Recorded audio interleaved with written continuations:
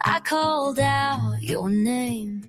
It was at that very moment I knew I would not be the same. You left me broken all alone, and now you will not pick up your phone. Did you think that would get me feeling down? No, that made me drive all around that old small town. Did you think I would drown in your pain? Hell to the no, let me explain. I drove up to that old dive bar on the corner of a new tomorrow. I thought I was going in to drink away my sorrows. Instead I danced the night away. Boom bopping, bar hopping, body rocking, foot stomping all night long.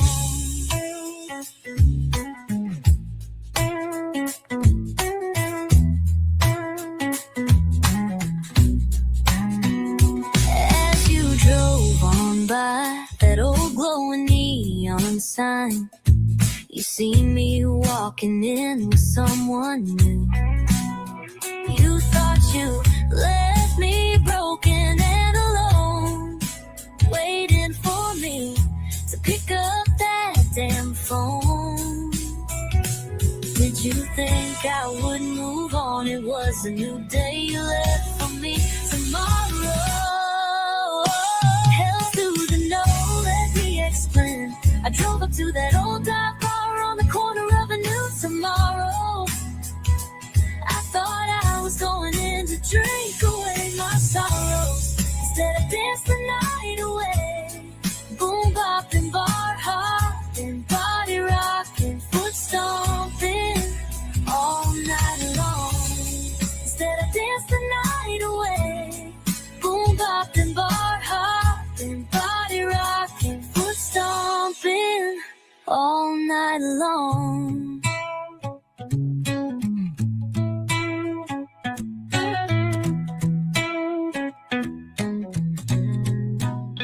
Hell to the no, let me explain. I drove up to that old dive bar on the corner of a new tomorrow. I thought I was going in to drink away my sorrows. Instead I danced the night away. Boom bopping, bar hopping, body rocking, foot stomping all night long. Instead I danced the night away. Boom bopping, bar hopping, body rocking, foot stomping all night long.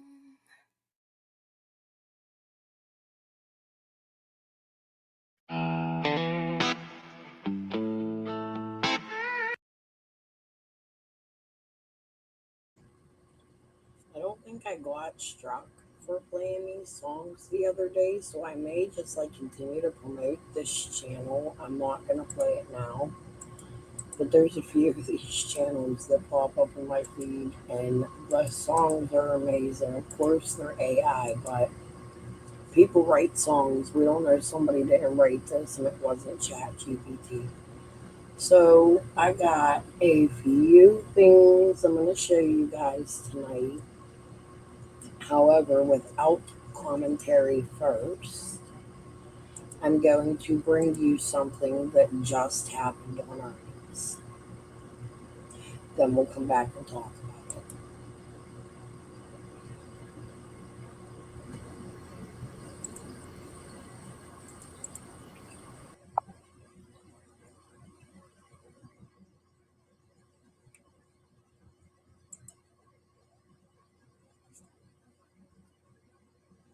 Hi. Why do you get on there and be silent? If I'm not paying attention, I can't hear you. So could you please address me so it's respectful? Can we start this respectfully? Okay, so what do you need? What do you want? Okay, the first thing I want to ask you is, and this is serious, and I'm not trying to be rude or fight with you, but why is it you believe Fred over Marlena? Okay, so first off, I never said I believed anybody over anybody. I'm just playing what I've got because that's how you work an investigation. You listen to all sides of the story. You don't just take one person and run with it. But have you actually sat down and listened to a whole conversation through Marlena? Have you been to my Okay, so chat? let me tell you this. I talked to 5 people in Kingsport who Marlena had slept with and for drugs, and I can prove it. How's that? Marlena never said she wasn't an active addict, and oftentimes active addicts do that. And Marlena also said that there was a man named Jamie Cox that is connected to Fred through Oh, Fred. we're going to get to Jamie Cox because I spoke with Jamie Cox and somebody, you all have it. I have. That's my next surprise. Thank you. I'm glad you're bringing that up. But go ahead, continue on. Okay, well, you know Jamie Cox has been arrested and he's a known kingpin in the area, correct? I know what Jamie Cox is, yes. Okay, so Fred took. Hey, McKenna. Hey, can I just ask a question real quick? Yeah, go ahead. Like, why are we entertaining this? Because it's very important, because I know what she's getting ready to say, because I'm over in Kingsport area right now, and I know what I've done today, and it is very important, and it is Okay. over Marlena. She's been on my channel speaking up. Marlene's Okay, been so- on your channel speaking up. She's scared of Ernie. She doesn't want to address Ernie because, first of all, it's Ernie's birthday. Okay, she's busy today and tomorrow. She was in my chat. She dropped by my chat earlier today. She had a phone conversation with me. Phoebe, I would like you to, this is between Ernie and myself, and I would kindly ask you to just stay out of it. This has nothing to do with you or PG. You don't even live in my country.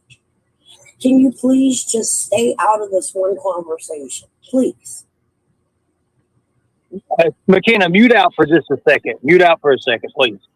Thank you. Go ahead there. Now, how did you know about Jamie Cox? Because I just literally, let me hear what you talk about. See, I know I'm on the right track now because I'm over here.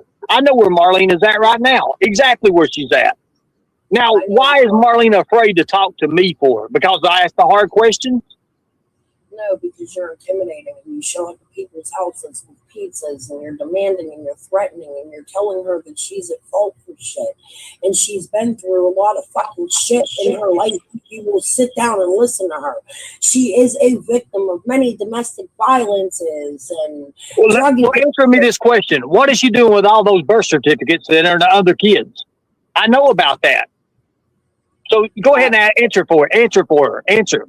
Why has she got other kids' birth certificates that don't even belong? She's not even kin to them. Go ahead. Can I answer? Go ahead. But I can speculate. It's because she was going to adopt 2 of Candace's kids. Candace stillborn. So can you address something for us right quick? On your post, you said that your father had summer wells. What would you mean by that? My father is tied to criminal organizations, and I've been showing all the proof. Actually, my town of Glassboro, where Ernie told me he was blood related to people, has been all over my local news, and I've been sharing it in my community posts. And my father would connect, and my mother would connect to the 501c3 called We Can Bring You Hope, because they're originated in the town I grew up in, where Ernie claims his family is from.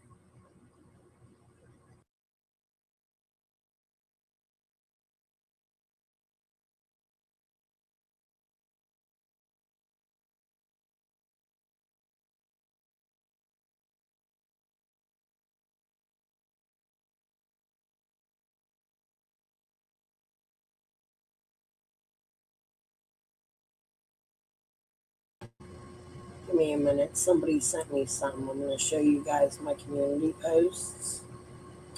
You see, since I started Reporter, We Can Bring You Hope. Paul, I love you.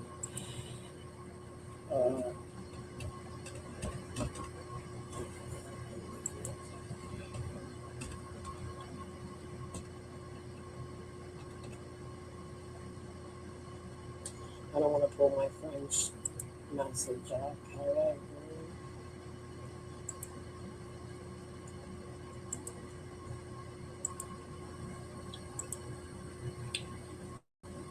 I posted this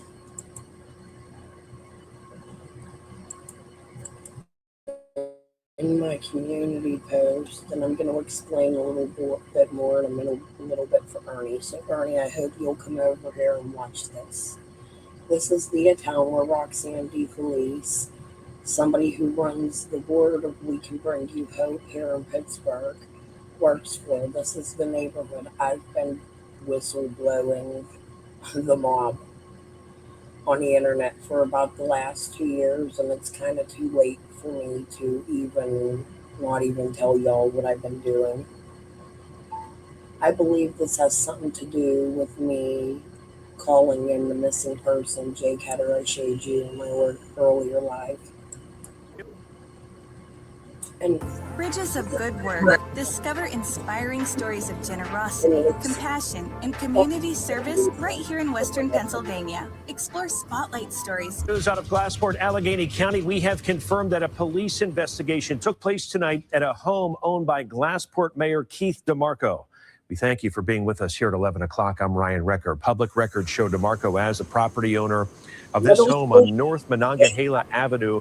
Pittsburgh's Action News 4 was the only local news station there when unmarked law enforcement vehicles were seen outside. Our photojournalists captured police dogs and multiple agencies coming in and out of that home. The president of the Glassport Borough Council shared this statement with us, saying the investigation could involve the mayor, and due to the nature of the call, the police department requested Allegheny County detectives for assistance. He goes on to say the borough has and will continue to fully cooperate with their investigation. We have reached out to both police departments. We are awaiting comment, and as this story develops, stay with us on air and online at WTAE.com.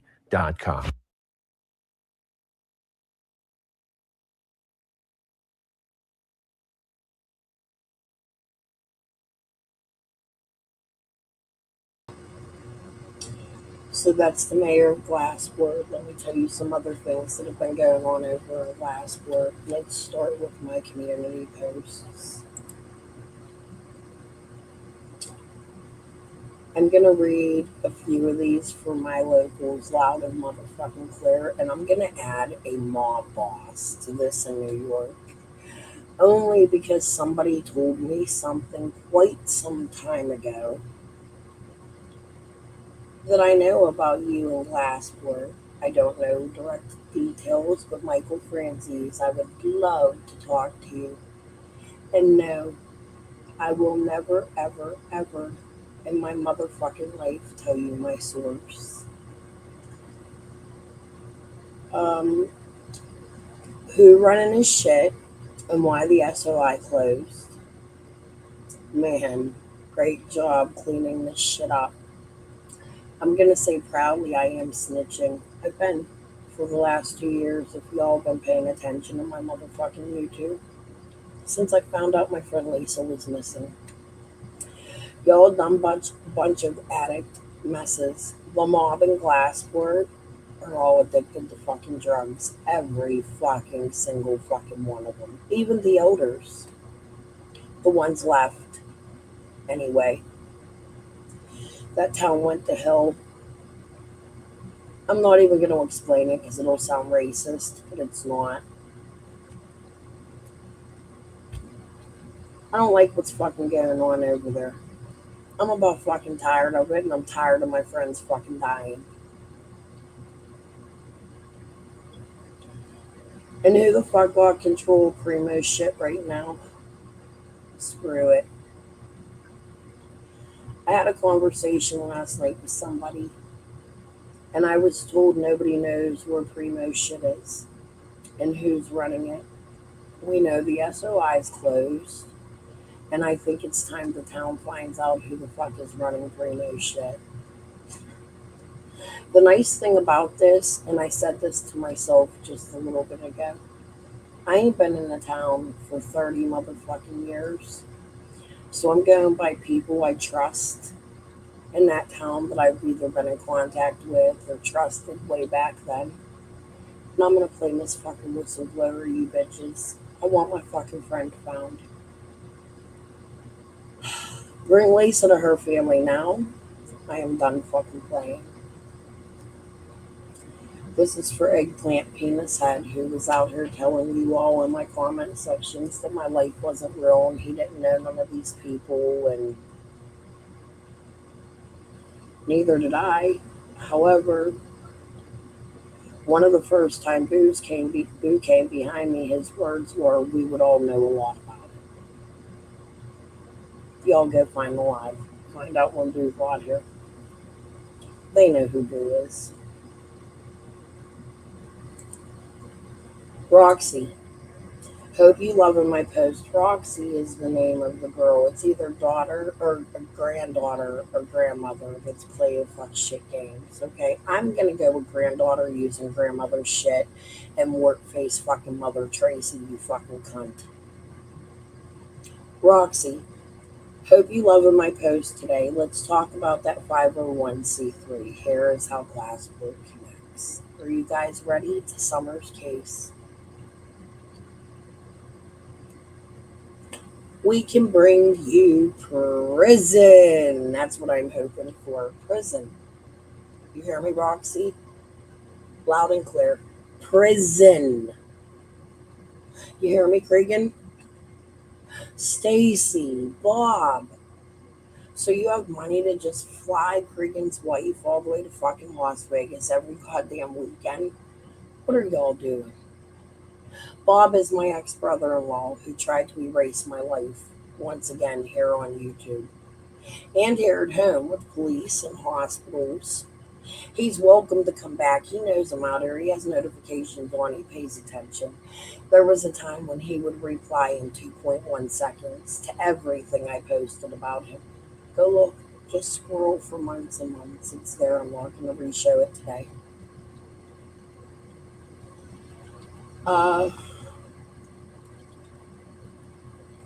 Where's Lisa? Tell Stacy the next time she say Lisa life ain't worth shit, show her my last posts. You see, these people were coming to Facebook as I was discovering everything, and they were attacking my friend. She's missing. They were calling her a whore, a junkie.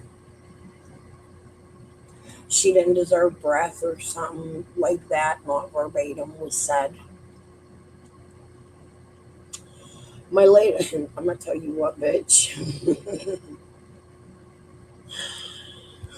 My door, I told you, you said you were driving past my house early in the motherfucking morning at like 8:30, stalking all my grandchildren, lying about them being out on the porch and shit, sending U.S. Marshals to my house, you your dirty ass fucking 2 old fucking husband, boyfriend, men, bitch, motherfuckers. Where's that lawsuit, Bob? Let's talk. Hey, Craig, where you at? We used to be tight like Boo, huh? You know how I explained my relationship with Boo Boo, and you guys have been watching this? Cregan was one of them kids that we raised each other on the riverbanks and at our friends' houses, and our parents got fucked up together, and Cregan's sister was recently, in years, it's been years, his sister was unalived in front of a gas station on Lau Boulevard, and it's quite fucking sad. He also connects to possibly the mob in another direction, which is through me and my son up in Highland Grove from the Keysport. I posted that the other way because I have a baby to the mob that I didn't raise. His dad's parents did, and I've been explaining to you Janine Muriel and Squall's people, possibly Robin, Paco. You'll all figure out how it connects and why it sounds like I'm crazy out here.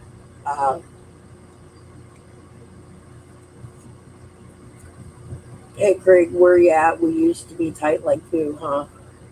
Try to erase my life again. Bob, see what happens. Primo would be rolling in his grave. I just explained. Nobody knows where his shit is. Michael Franzese. I know fact. You know or knew Primo. Want to talk about this shit? I'm coming straight from the fucking mob. I want to know where my fucking friend is. Oh, I ain't telling you how neither. I'd never put my friend in harm's way. That person is extremely important to me. Hey, I'd like to know what Chester was doing on a drug run.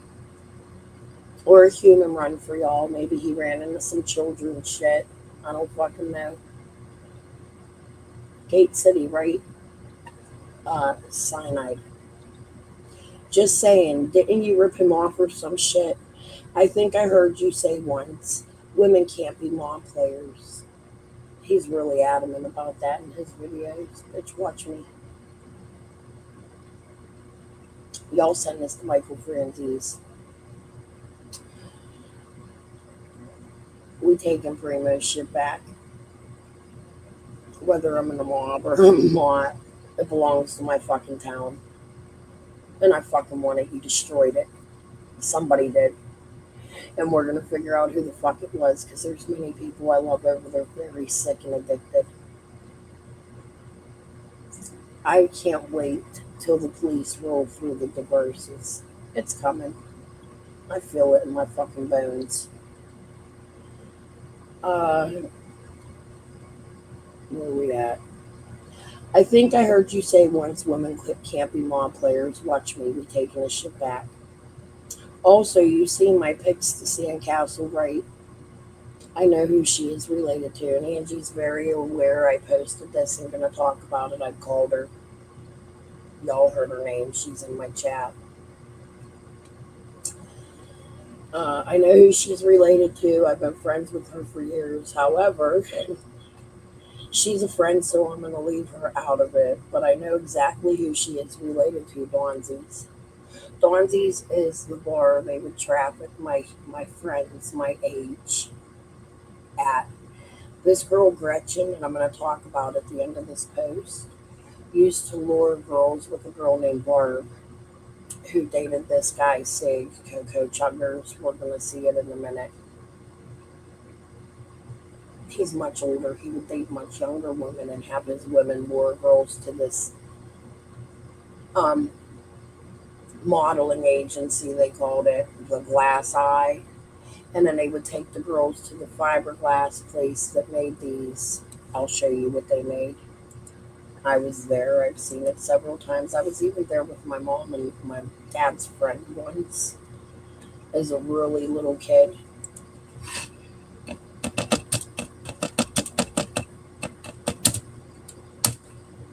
This is how it could connect to Miami. Y'all ready for this?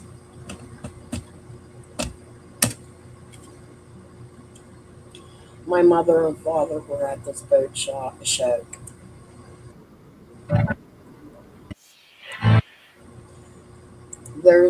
I have pictures of this, well, I had at one time pictures of my parents standing in front of this exact boat. I no longer have them pictures, but my family in the KKK, the ones I also think may be connected to Sean Diverse through my Uncle Doug Granger. It's in England. We're not going to go there, Hal. But hi, Vicky Dykes. We'll talk to Marlena about that. That's the private conversation I will eventually have with Marlena when we can tie some time up to have it. These are called cigar boats.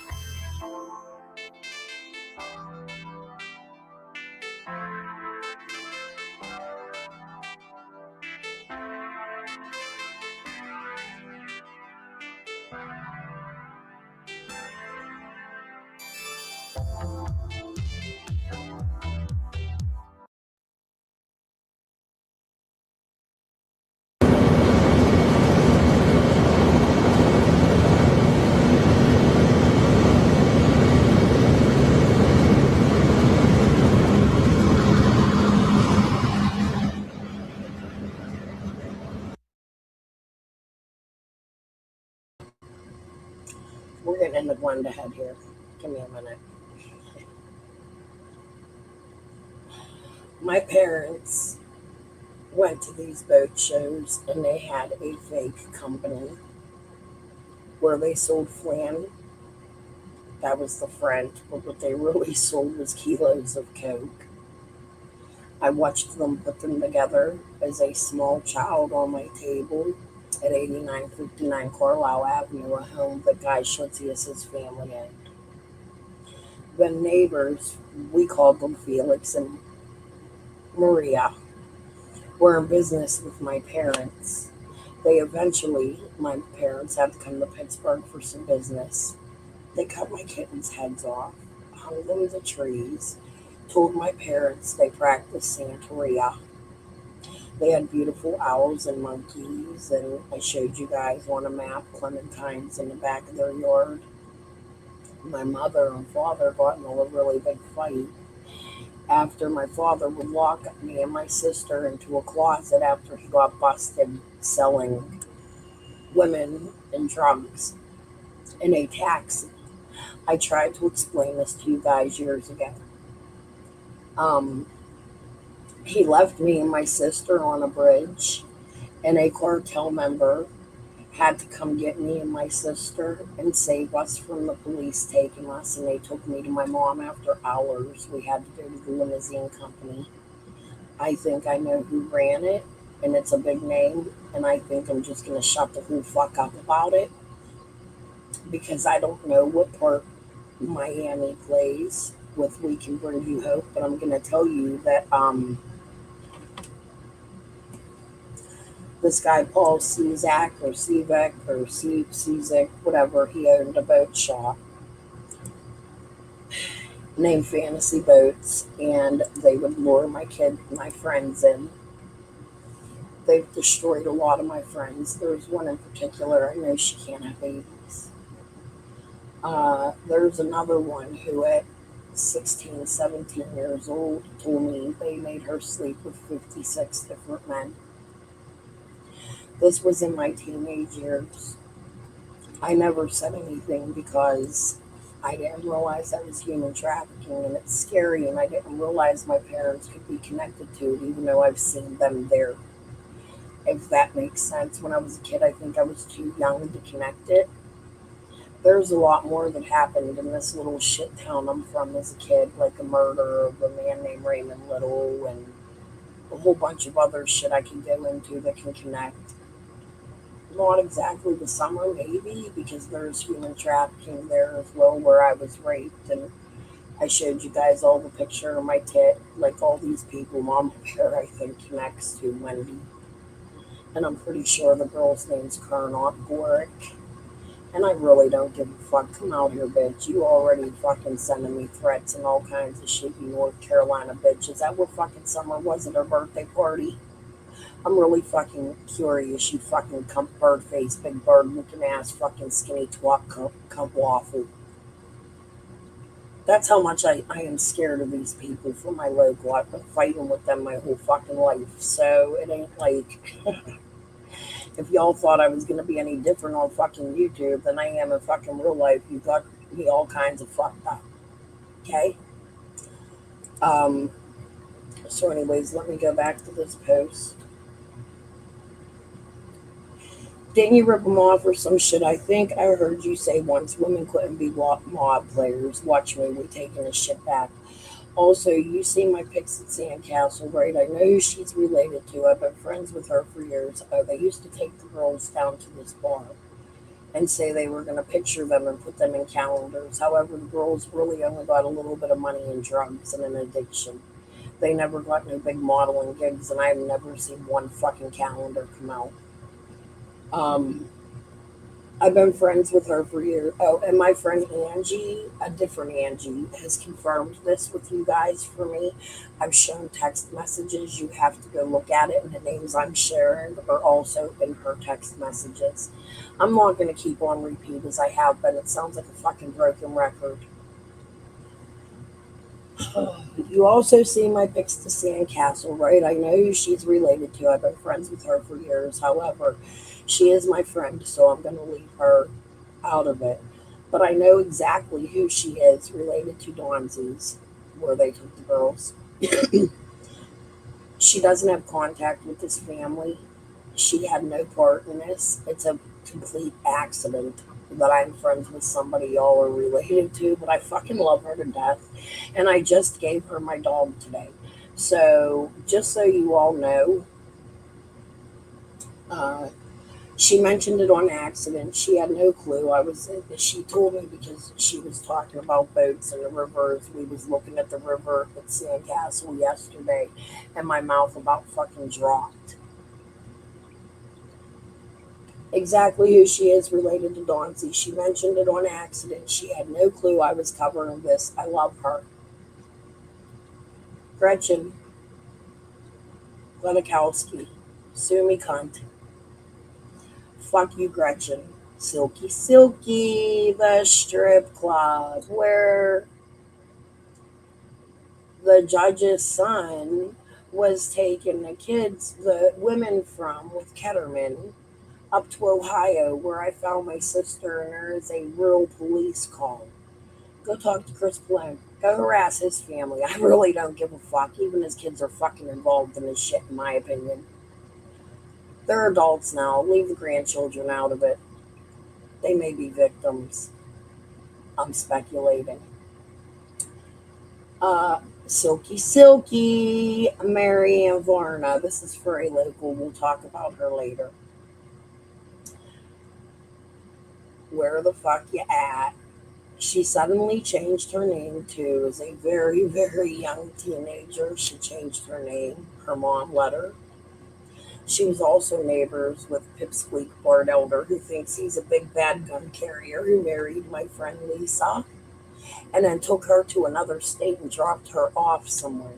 Her last pictures, I'm not even fucking reading no more that she fucking oochie coochie bastard ass raking block motherfucking cunt whore ass bitch. Hey Bart, let's talk about the trailer you went to jail in Nevada after Lisa disappeared. Sidewinder Road, I own it. It will be searched. I'm hoping that police or jail or will grasp this. I've called them and already turned it in. I don't know that it hasn't, but I gave them my reasons why something might be going on there quite some time ago. This is my friend Lisa that I love very much, and I'm going to go to bat for her, even if it means I'm unalived. Because of this motherfucker right here, Craig Sikowski, you fucking chugger's ass motherfucker, who also has been closed down since I started covering this. It was actually the first thing that happened. Then there was the first ICE raid through my shit town. They tried to say the building was falling down. I showed you the building the other day when I showed you Rory and told you the story of me being locked in it. Rory was a man who kidnapped a girl from Kentucky and held her captive in his bar. He pushed drugs through my town for years, as he also pushed his young wives and their fucking friends through this modeling agency down to Dawnsies, which I'm finding out is mob run. By accident. I'm fucking telling. Okay, Sean, I left you a message on the police answering machine. You never called me back. You see my posts. I'd like to know why there's no charges or anything against me yet, since you're the chief of police in Glassford. Hey, did you see the next post? I'm about to read it to you diverse. And it never made me so much happier. I almost didn't come live because I was fucking celebrating today. I truly believe this came from my content here on YouTube. I don't know that for a fact, but I have a feeling. The verse, where's Lisa? Check out my last post. What's up, DeMarco? Dang, you too? Shit. Hi, Shannon. That's his sister, who was really good friends with my sister. She cool, I hope.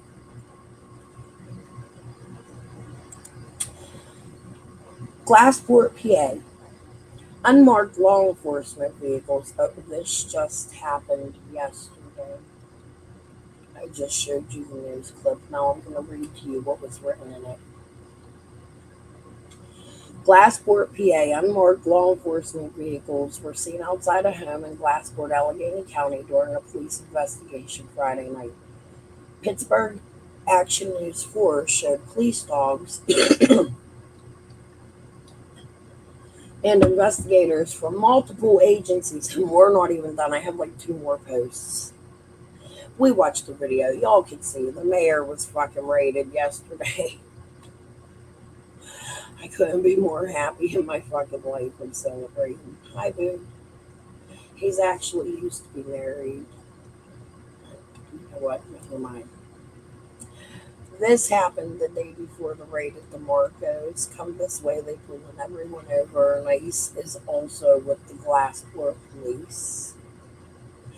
You know, when this started, Sean DeVerse, the chief of police, they had one Ice in his community. And then they came in and he was like, oh, welcome, because he a bitch. Hey, where Johnson at? Remember when he came to Family Dollar, I walked in and he was fucking harassing me in a whole nother community, looking to see if I had warrants when he knew damn well I fucking didn't. Right? Like, hey, yo, Mount Oliver really like Guy Schutzius' territory, Johnson the monster? Why you be pressing charges on people pictured in my sandcastle picture because you're a bitch? I'll leave it at that. Y'all can figure it out. We're going to go back a few days. Now, I've been telling you about my friend Chester. A week or so before all this shit broke out in Glassport, the town next door where Rob the Mute, Kelly Fustos' cousin, used to be a cop. Oh, there's Seth. He would have been like one of her neighbors in Harmony. Harmerville, one or the other. I hope I where they opened that new mall. I fucking forget the name of it. Let me think. It ain't new no more, but y'all know. Hi, Seth. Where you at, you bitch? Why you on fucking PGs playing fucking games, you little fucking weird autistic little fucking bitch? You always gave me weird vibes. Hold on. We're going to keep going a little bit further. There's Lisa again. I try to share Lisa as much as I can. There's Paco's wife. She was collecting a lot of money. Maybe I'll show you that again today. Hold on.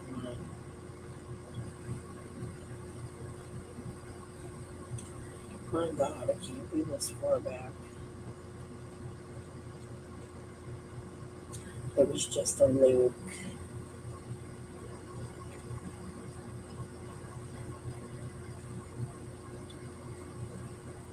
You see, Jonathan Lee Riches somehow weirdly popped up on my father's borderland. I don't take too kind to that. Oh, here we go.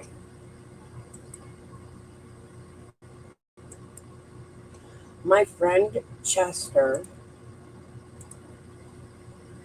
who I have told you, I don't know if he's a good guy or a bad guy in the last 15 years or so. I know he was hanging out with my mom, and I know at one point in my life he was one of my best friends and helped me get through a lot of fucking horrible shit in my life. But he had told me he had taken his trip right before he died down to Gate City, Virginia, and that he was poisoned with cyanide there. He went to 2 hospitals. He called me. They should be reported, and the cops should probably go look into that. But his sister and him were related to this mob over in Glasgow. And his sister married the mayor of McKeesport. The mayor gave this very uneducated woman one of the highest positions, and she was in mob related, in the executive building in McKeesport, which is the housing authority. Now, last week, the housing authority, that building was raided. So I'm just guessing here and trying to put two and two together since the news source we watched accidentally said we went to two police stations. Now, Glassport and McKeesport are a little bit connected. So both, they were talking about both, but they didn't mention the McKeesport one, and I think that was an accident on a news's part. But this is what happened last week in the same area where I've been reporting all this bullshit that I think somebody's listening. Coming from me. Me neither. They coming for somebody. Somebody, if you got Facebook, go on Facebook and say, man, they about to raise. It ain't coming from me. Me neither. They coming for somebody. Somebody, if you got Facebook, go on Facebook and say, man, they about to raise. It ain't coming from me. Me neither. They coming for somebody. Somebody, if you got Facebook, go on Facebook and say, man, they about to raise. It ain't coming from me. Me neither. They coming for somebody. Somebody, if you got Facebook, go on Facebook and say, McKenna. Is that the same name that was over on fucking Ernie's with the bullshit? Listen, man, it's humid here in Pittsburgh. It's hot. I shut it off for you. I'm sorry. My computer hides my fucking air conditioner, and I sometimes forget to shut it the fuck off.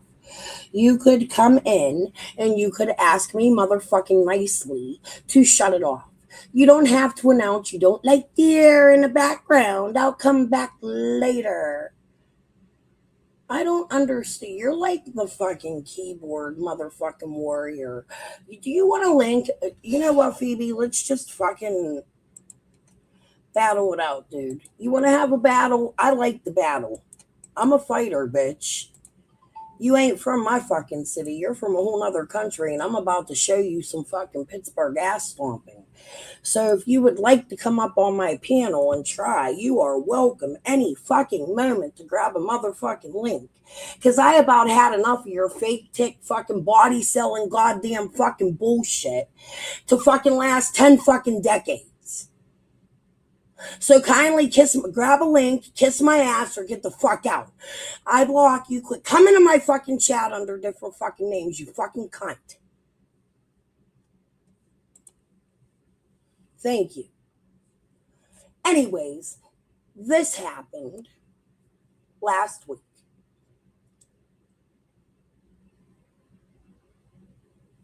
Let's move on back to Ernie. Y'all get the point. I'm showing you how We Can Bring You Hope connects and what the fuck is going on and what the fuck they actually connect to. Does that help? I mean, I'm listening.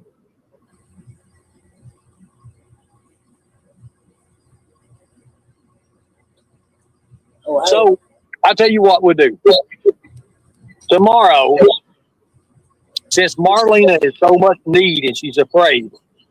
Marlena cannot be live tomorrow. She has her daughter's birthday today. She's preparing for it. Okay. So how about this? You schedule something. I'll let you co-host the show. I'll let you co-host it. You can run it off of my live. I'll also be live. People can come to yours. You come up on panel and you bring Marlena on panel. How's that? That's what I did the other day, and you kicked me off panel. Phoebe got up and was being a cunt. Okay, so I'll tell you what we do. I'll tell you what we'll do. You schedule it. You get in touch with me, and then we'll talk about it. How about this? I'll tell you what we'll do. The next time Marlena comes up on my panel, you're welcome to come and pay attention. Your chat can tell you. You're welcome to come to my chat, and when the vibe is right, you can come in with the right attitude without accusing people of being involved in Summerwell's case. I'll allow you up on panel to talk and ask questions, but if you're ignorant to her, I'm going to draw. Okay, that's fine. That's fine. I'll come up on your panel to talk to Marlena. That's fine. But I have one more thing I want to tell you. Are you aware that Fred, because you're believing Fred, I think it's what it sounds like. I'm speculating. Are you aware that Fred shot at her and Bill Shipley while they were in the hauler? Were you aware? So Fred. So wait a minute. So you're saying Fred shot at Marlena and Bill, right? Yes, sir. It was on my live. Okay. So when was the time and date this happened? Go look at my live. I don't know. She didn't tell me, but I think Okay. So how about this? Was it before or after Summer went missing? I don't know, but we can ask her. Okay. So you get your questions. You get your questions ready. You set it up with Marlena. I will come up on your panel Listen and to me. get it done. I'll give you 5 questions to ask her on my panel. So you get your questions ready. Okay? And we'll see how it goes. We'll see how it goes after 5 questions. Now I have one more question for you. Where's that folder you got from Kathy?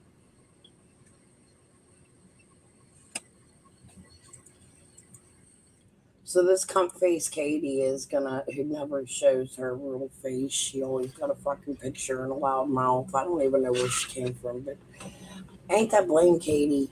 She was like cool with me a while ago, and then all of a sudden started fucking attacking me, much like 6up. So fucking weird. I don't know who she is. I don't pay attention to her and Ernie's problems. Nor do I give a fuck, because unlike Ernie, I'm just here for victims and people like Summer, and Ernie covers other bullshit trauma with these people. Truth, they can all eat a fucking dick. Hold on. Look, you just joined me. Wait a minute more. Wait a minute. Somebody go get Ernie, ask him to come to my chat.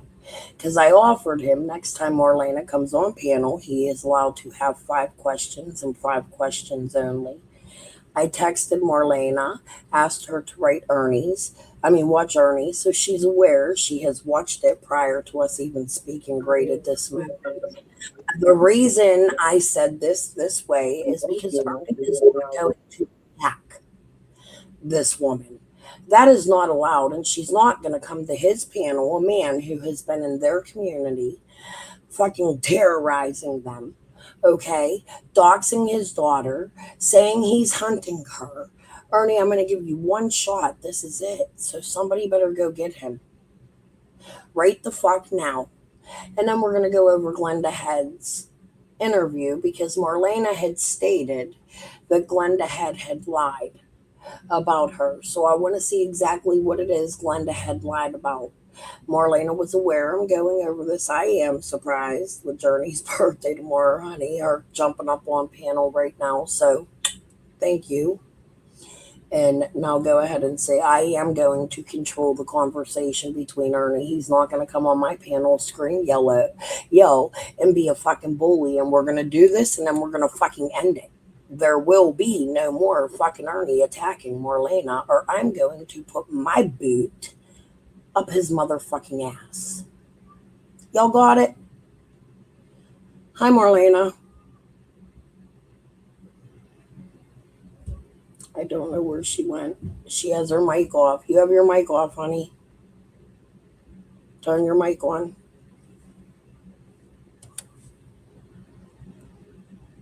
Unmute.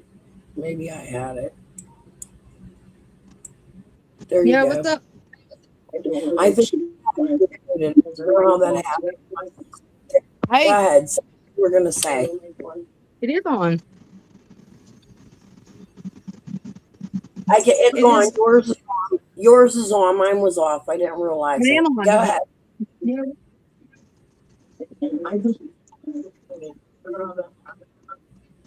Hey. We're going to say. It is on.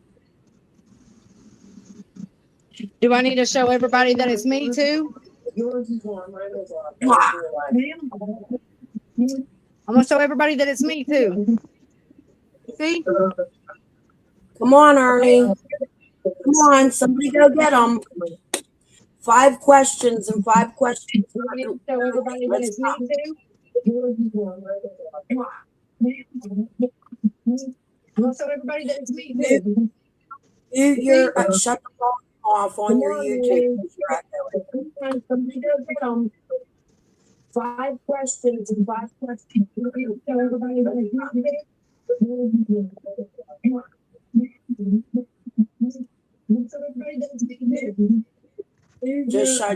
just click out your YouTube.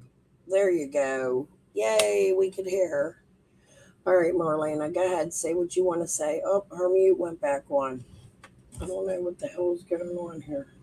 Hold on. Let me unmute her again.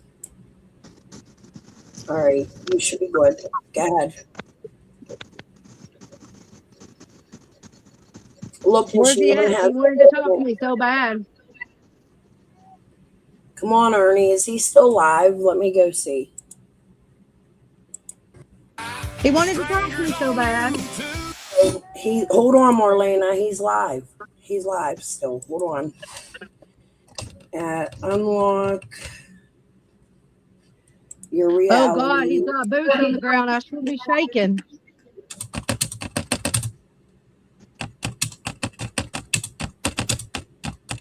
I'm taking time out my day. Okay, hold on. I just tagged him. I wrote, unlock your reality. Marlena is here on panel.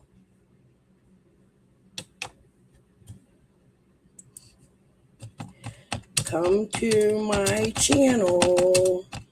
Grab a link. She is ready.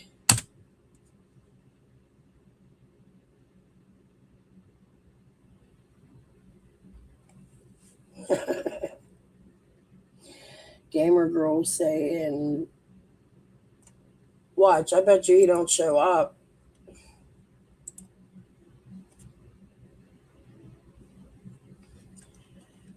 But Marlena, while we're waiting for Ernie to show up, why don't we start with the Glenda head? Sure. To confirm or debunk various claims that Fred Hill, the neighbor of Summer Wells, Fred Hill lived down the road from where Summer Wells disappeared. We're trying to confirm or debunk all the various claims he has made about locals who lived on that road or in that area in Beach Creek.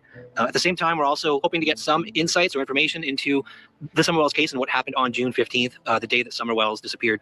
This interview today will be with Glenda Head. And Glenda is the mother of Stephen Miller, who I interviewed, I published last time. That was the previous interview. And she's also Brendan Clark's mother. She was with, I don't think married to, but with Pete Clark, who there have been previous various claims Fred has made about Pete Clark, which we'll get into in this interview as well. We cover a lot of things. It's very interesting. The whole crew was with us today. Jen went down to Ben Hill with me, as well as several other people locally who are helping set up and conduct these interviews. It's very interesting, very detailed, funny. Glenda has a good sense of humor. She's a very sweet woman. I hope you all enjoy this. And so let's get to it. Okay, so Glenda Head. The first time I heard your name, I know you've been mentioned all over the place online. The first time I heard your name was in connection with Cotton. So you were married or at least dating Cotton at one point? I was married to him. What year was that? Oh gosh, I'd say early 90s. Long time ago. Yeah. When did that?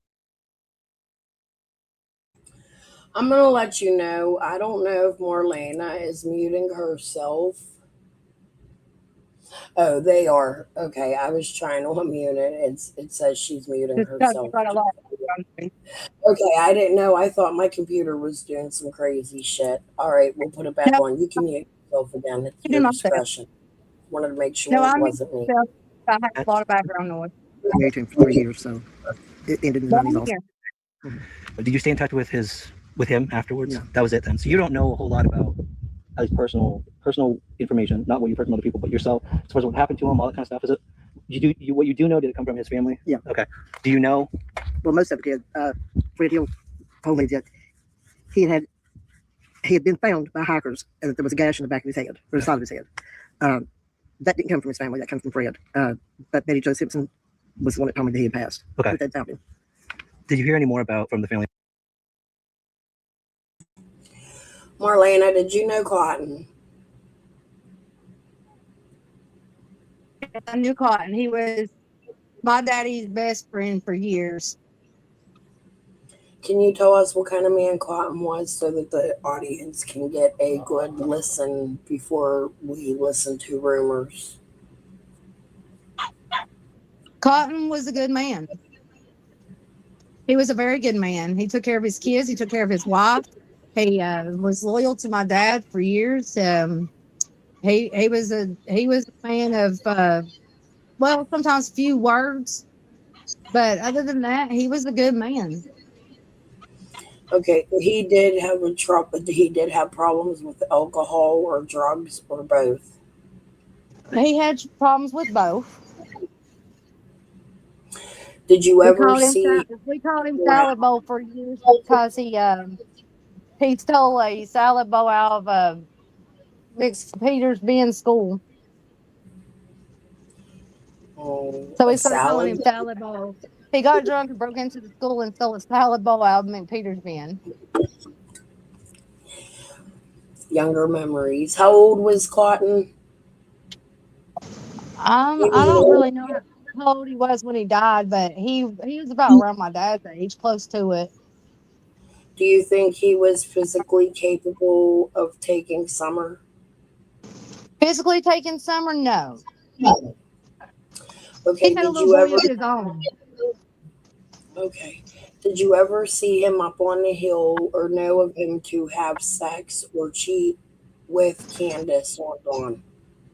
No, he had a wife at home that was dying with cancer, and his mama was sick. So no. Do you know of any reason Fred may have wanted to hurt him? Well, let's see. He had almost $170,000 in his pocket to buy a boat, and then Fred knew how many cigarettes he had in his pocket. He knew how much money he had in his pocket. He knew how Fred died, where he was hit on the head, and the police never released that. But Cotton knew that, or Fred knew that how Cotton died and where he died at, and what spot on his head where he was hit and everything. So tell me how Fred Hill knew that. Well, here's a bigger question for me. Uh, why did Karen Elliott tell me and Six Up Media that Laura, when when they found out Fred Cotton was found before we did, Laura went crazy and said, oh my God, they found out. Oh my God, Fred, they found out. Oh my God, and panicked. Did you know that? No, I didn't know that. And the only reason that she would know that is because she's probably with Fred when he did it. Because she was always up his ass. Can you tell me, do you know Karen Elliott? Do you know what kind of human she is? That's Fred Hill's sister, right? Yeah. I worked with her for a little bit at Arby's, but I never had a close bond or a relationship with her. Was she known to be trouble in the area? We know she has an extensive criminal record, and her and Fred have been out here on Ziggy's and Six Up's channel fighting each other, placing lawsuits against each other. She's out here playing all kinds of games. She said that, well, we know she worked at the AmeriCorps prior to Layla or around the time Layla went missing. And she had made a comment that they had found Layla's clothes in her ceiling. They fell out of the ceiling, but then she thought they may belong to Ziggy, but they were adult clothes, but size small. So Ziggy ain't going to wear her small. So what do you think about that comment made by Karen Elliott?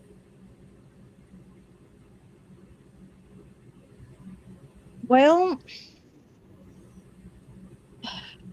how do I say this and be nice? Well, if she knew that was her clothes and all that, did Fred have something to do with her disappearing too? Well, my bigger question is, I think Fred knows things, Marlena. I think Fred may have had something to do with it, but it bothers me that Karen Elliott once worked at the AmeriCorps and she has an extensive. Okay, that's where Layla went missing is on the Greenbelt. Is that not where and the other girl went missing from in Kingsport too. What was her name? Holland. Holland. She was missing within just days of right there. And people are speculating that Holland and Layla You know that are. picture that you have up? Do you know that picture you have up the red truck with the dude standing behind it? No, but I It's can. it's in one of your videos that you had put on your YouTube. There's a red truck in the ditch line, and there's a man standing at Oh the yeah, back of it. yeah. That is Tony Hammond's, That's Tony Hammond's. the dude that was trying. Him and his brother tried to kidnap that little boy from Kingsport like 3 or 4 days after Summer went missing. It was on the 19th of June. And did you know that they are speculating and rumoring that that truck came from Fred's house that day it fell in Well, the I know ditch? that Tony Hammonds he tried to get really, really close to me right after Summer died. He found me and tried to come in and be friends with me and my kid's dad. And then he also worked for a man that I call my dad, but he's not my dad, and I'm not going to mention what his name is, but he worked for him, and he worked for him and worked for him in his business. And he was close to me there too. When I became homeless, he started working for him and was close to me too. And so was Jamie Cox, was that the guy that I called Dad's. He was always there. But you said Jamie recently did some uncomfortable things with you, correct? Not uncomfortable things. He was just following me around, and I think he was feeding Fred the information so that Fred and them could give it to PG. So you think Jamie Cox is out here on YouTube playing games? He's out there playing games, yes, because he's trying to be a big man in this role, and I don't know why, but he's been in and out of jail like 4 or 5 times since. Well, I do know you know? 4 times. He's been in You know Watson what? County. He's been in Sullivan County. Girl, I could show you so much shit. I promised you last time you were on panel, but I was on forever. We have to get to Crystal Curiosity's interview, but okay, so we established that Cotton wouldn't have a connection to Candace. He never fucked Candace. That he is a very close person to her. Oh, here we go. How about George Simpson? The one that was busted in the wiretap with the age-ons. And I don't oh know my who George God, Simpson is. with Jason. There's so many fucking questions and I so don't know many. who George Simpson is. I know who Spool Simpson is, and I know who Marvin Simpson is, and that's the only two I really know out of that family. So I don't know who you're talking about when the other Simpson. I don't know who that is. Okay, did you watch my West Side Inn story? No, but I will. I'll go back and watch it, and then what I have questions about or whatever I know, I will come back and tell you whether it's on live panel or whether it's on in private. But yeah, that's fine. Okay, and then let me tell you something else about this. There is a man named Bowers involved in it, and George Mike Simpson. Bowers, let me tell you something. He got really close to me the other day. He was asking some people about me the other day. Like he has been less than 5 miles from my house. Who? Mike Bowers. Do you think He it's was at since one of my friends' house asking questions about me, and my brother was there when he was asking questions about me. Do you think it's since I started reporting on the West Side Inn motel? I've seen him somewhere else too, and I will talk to you on another basis, not on here, because that's something I don't want to put on here, and I don't want to say anything that I don't know for sure of until I find out that I'm for sure of. But that Bowers dude has been less than 5 minutes from my house in the last 2 days. Killer Looks Bowers is Kathy Gordon's relations. Go watch my West Side Inn hotel information and go look it up. You'll find it, I promise. I Oh, will watch Ernie is at live. He just found out we're here. He's going to come over. So while we're waiting for him to end his live, I'm going to throw a link. And let me tell you, any question I don't want to answer from him, I'm not answering from him. He No, better you read. He don't. better find him another. He better find him another question, because I will not answer any questions.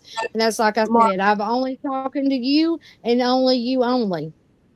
okay, listen to me. Here's what we're going to do. If there's a question Marlena feels uncomfortable answering, I am muting Ernie.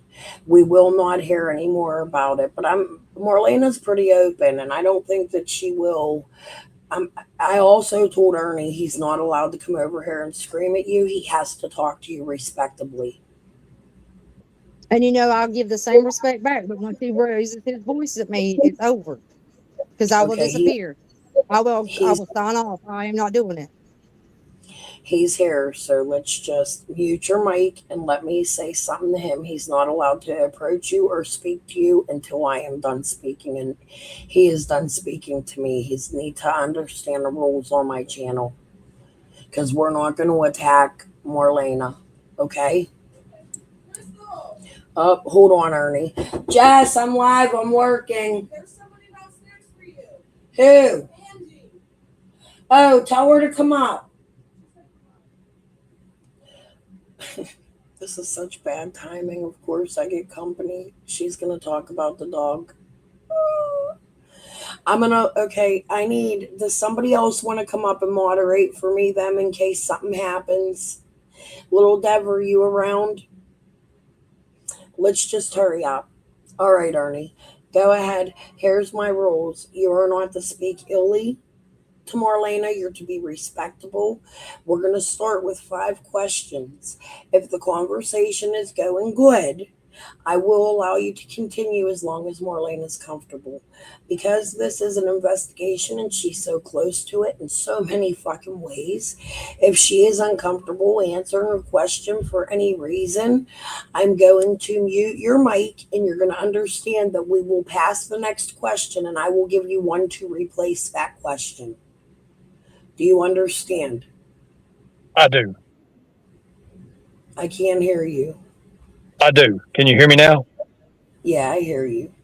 Okay. And I'm not paying attention to chat. We're not Make, having no. make sure Marlena can hear me. Can she hear me? She can hear you. I'll just make it short. I can hear you. Check it twice. She can hear you. She just said it.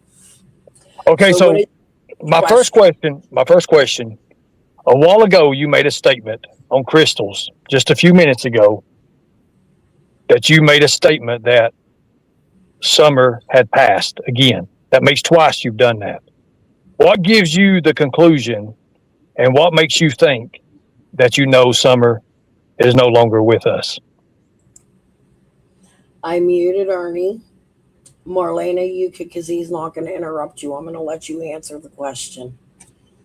Can you please answer what makes you think that Summer passed away? Because you said passed. I didn't hear the word passed from her. I'm going to tell you my thoughts on it after she answers.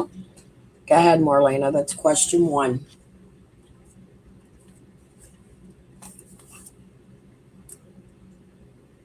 You got to unmute. Oh. I don't know where she went. Hold on, guys. Oh, I'm sorry. Yeah, can you hear ahead. me? Yes. Okay. I said if she has is the key word.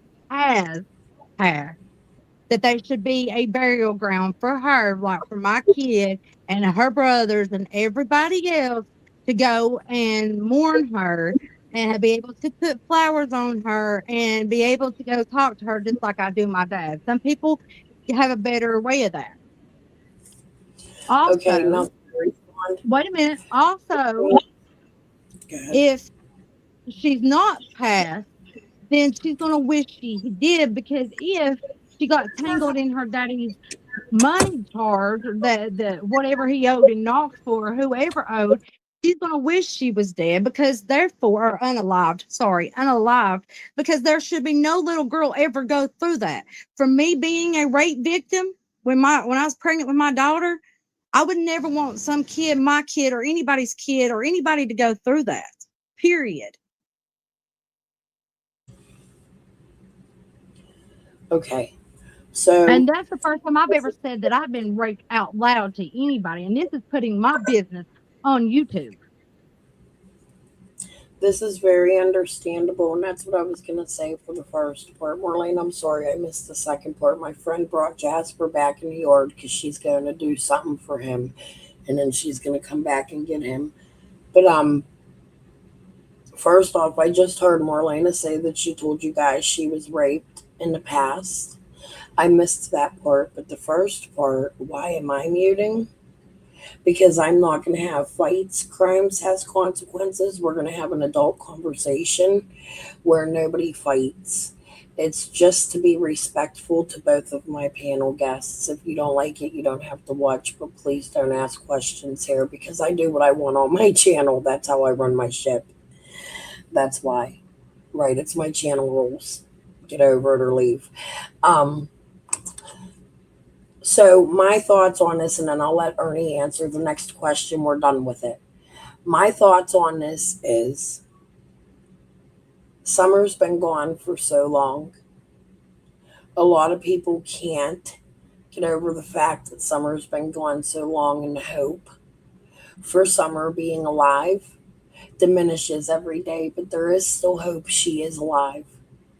And I think I know what Marlena said while I was not paying close attention, but paying attention.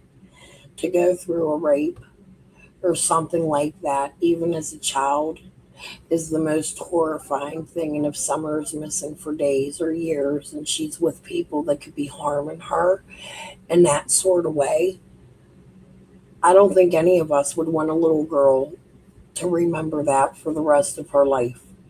So I absolutely understand what Marlene is saying. Now, this question, Ernie, I will give you a counter reaction. You will get maybe 1 minute to counter react to what me and Marlene said, and then you must move on to your next question.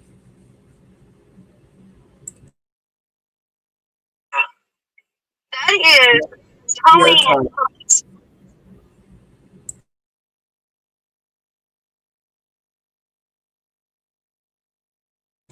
Go ahead, Ernie, you're unmuted. Okay, so I want to. Okay, so you had mentioned that if you think she had passed, but if you listen to this clip, that's not your words and not what you said. Okay, Do you want to Ernie, hear the clip? I'm asking permission to play the clip. That way we can get total transparency of everything that she said today in this show. okay, go ahead. Get your total. You have literally, we're almost the minute I'm giving you to review. Go ahead. I'm going to play this right here. The red truck with the dude standing behind it.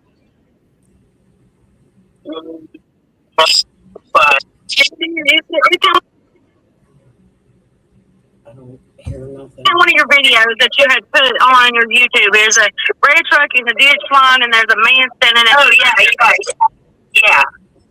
That is Tony Hammonds. Tony Hammonds? The dude that was him and his brother tried to kidnap that little boy from Kingsport like 3 or 4 days after Summer went missing. It was on the 19th of June. And did you know that they are speculating and rumoring that that's something from Fred's house? Well, I know that Tony Hammonds he tried to get really, really close to me right after Summer died. He found me and he tried to come in and be. Right. If you know that picture, you have the red truck. Right there, you said it. You said right after Summer died. That's your words. Okay, You just said that. I don't know if she is dead or if she's not dead. Then why would you refer to her as dead? Why would you refer to her as dead? Because would you want your daughter or your people or your sister or anybody to live through what they could have be putting that little girl through, or rape? Would you want to live? Because I don't want to live every day. That's why I fight. I mean, that's part of my addiction problem. That's why I fight addiction every day, because I don't want to live with that. I was raped almost 12 years. Will be 12 years tomorrow that I was raped. So How many times was Summer raped? How many times was Summer raped? I don't know that. I'm saying that if she was, or if she is being done that way, or was done that way. Okay. I get it. If you are I'm going to mute you guys a minute. If you are a responsible, understanding adult you will understand what Marlene is saying. And now we're going to, Ernie, because we're not going to go through this for hours and hours. Can we move on to the next question? Y'all can make your content and we can come back and do this another day where it's controlled and nobody's attacking anybody. I think it's best this don't lead into an attack. And I feel if you are a very I don't think Marlena should have to come out here and tell us about her assaults. So I'm not talking about Marlena. I'm just using her words. She said Summer died. Listen, if this will be his last question, if he can't respect me and do what he said, because he's made a threat when his boots is on the ground. Well, baby, they better be on the ground, because you know what? I know exactly where you live too. So don't be threatening me on YouTube. Don't be talking to me on YouTube like that. Question. Again, in this conversation, I have not threatened her. I've been total gentleman. I asked her the first question. She said that she didn't say pass. She said died. Simple as that. Next question. Okay, next question. You got 5 questions, and this will be the last time I ever talk to you. Yes, Ernie, listen, please quit unmuting your mic when I mute you. Please be respectable. I'm being respectable to you. I understand why everybody is so concerned about Summer, right? But she answered it. We're not getting nowhere. We're going to go in a circle. She's going to end up jumping off and not wanting to answer any of your questions. And this is right now your one and only time to speak to her. So I wouldn't waste your time fighting with her so that she jumps off. Well, I'm not fighting with no one. Okay. So now I'm going to unmute. No, I'm going to let you ask your question. She's going to unmute herself. Can we move on and go to the next question? Yes. One of your family members is the main investigator, the detective over Summer Wells. Okay. Can I ask my question? Real quick, I wanted to hurry up because Marlena, I almost forgot, mentioned Tony Hammonds. I know you worked at the Hay House, so you have a lot of connections to criminals in the area. Did you by chance know? Have to find another question, because I'm not answering anything about no detective being in my family or nothing. That is not none of his business. I'm not answering that one. So So you're not going to answer the question about Detective Pruitt being part of your family and you talking to Detective Pruitt, and there's other people that know that as well that tell me. Okay, I understand that. We'll miss that. No, wait a minute, Ernie. Listen, here's what I'm going to say to this. She never said it was Detective Pruitt. I don't know who the family member is, but I will confirm myself. Me and Marlena's very first conversation, she told me it was an in-law. Okay? And we're just going to leave it at that. And Marlena has also been questioned by these people. Hey, Crystal, I just answered his question. It's not Pruitt, a prophet, or whoever he just said. It's not him. So next question. Okay, next question.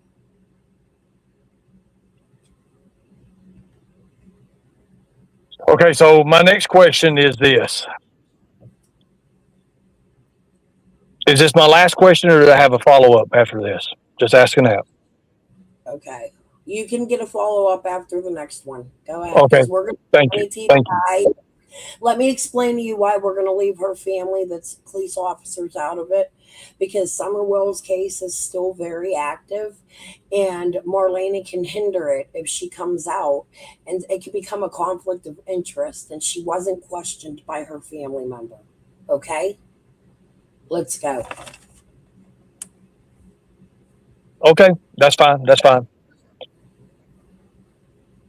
Do you think, from your knowledge of Don and Candace Wells, that they were involved in Summer's disappearance? And if they were, was it to settle a drug debt? Your answer to that is yes. I believe they were. And yes, I do believe it was to settle a drug debt, because again, I'm going to say this again, and the same as Fred Hill ever said, and my dad was a man of his words. He said he had to sacrifice her, that he would see her again one day. So Don Wells, so do you believe that? Sorry about that. Did your dad take that as religious, or did he take it as I had to sacrifice her for another reason? My daddy didn't take it religious, because at that time, Don and them was not going to church. They were drinking and partying every damn day. Okay, can I go back just for a minute because Ernie didn't answer my question. Ernie, you were working at the Hay House, and that gives you reason to know a lot of criminals in the area. Did you personally know Tony Hammonds? I've heard the name, but I didn't know. I'd have to know what year that he was at that Sullivan County Community Corrections at the time, and then I would be able to answer that. That way I could put it together because I was there for 3.5, maybe 4 years. Did you prior to Hey, can coming I in ask him? Hey, Crystal, can I ask him a question? Yeah, go ahead. Why did he threaten me on live? He don't know me. And why is he saying he's going to hunt me down and come looking for me? So the word hunt is the same thing as search. We use the word hunt a lot. Did we hunt people down before in the past? Yeah, and we do a lot of that. Do we have bounty hunters and militia with us? Yes, we do. Are we polite in what we do? As I've stated, we are. Do we do we really shake the trees? We do. Do we rattle the cages? We do. That's part of their MO. I mean, everybody has one. That's our character. That's who we got. Do we have some bad dudes with us? Yes, we do. I'm not going to lie. Are we trying to do any harm to you? No. Are you the one that told? Are you the one that told PG that the bounty hunters was looking for me? Are you the bounty hunter that was looking for me? I don't know much about PG. I don't know much about PG. I go on a lot of panels and people, I don't know much about the case. Okay, well, Ernie, you're talking about PG and you say you don't know much about her. Is she the Kathy that you stopped to get the folder from? I don't know who PG is. No, that happened 5 years ago. When we first got on the case, there was a older woman and an older gentleman guy who had messaged us. They turned over a folder to us. It was pretty thick. It had a lot of maps and a lot of people. Had a lot of things in it. Had a lot of things in it. At the time, I didn't know that it would even benefit to anything. But now today, looking back, I'm glad I memorized all of it because I don't have the folder. Kathy lives close. I do believe that. I think that PG lives awful close because when I was talking to her, she said I was so close that she could throw a rock at fucking Dawn and them's house. If that's the truth, and she was fucking Dawn, so if that's the case, then she lives in the Beach Creek community. She's moved down here from wherever she was at. I think she's from Ohio, and I think she might be connected to this boat shop and Six Up and Ziggy. Here's the thing. I don't know PG personally. The only thing I did is I seen a tip where you had said something about the Morrison Cemetery. You said after summer had passed, you haven't been to the Morrison Cemetery since summer had passed. That's a location, that's a placement, and it's a double identification verification is what it is. You said that. I didn't say it. Well, all I did is took that. I've never been to Morrison Cemetery. I will never go to Morrison Cemetery. I don't have no family in Morrison Cemetery. I will never be in that cemetery, period. No matter how many people say they seen me there or talk to me there or chase me down there.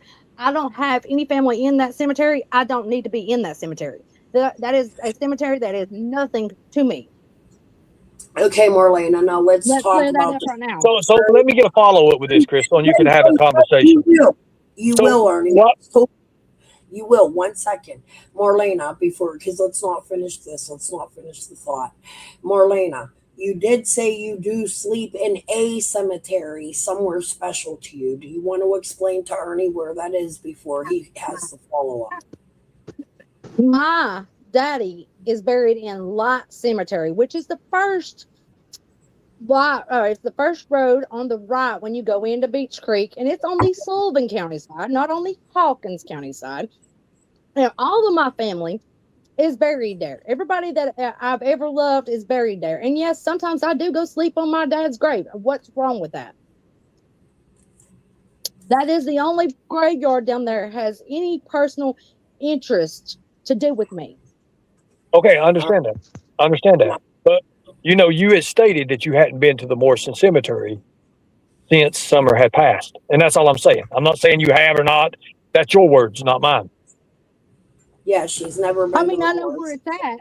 Yes, I know where it's at. Yes, I know how many people's buried up there. Yes, I know who is buried up there. But I have never. That is PG's words. Also, she wanted to think that I was at Morrison Cemetery, and she turned that shit around. And I've never ever stepped in a foot in that cemetery before or after Summer Wells went missing. Okay, can I also ask Marlena, do you think that there's a chance that Summer could be buried? I have two follow-up questions.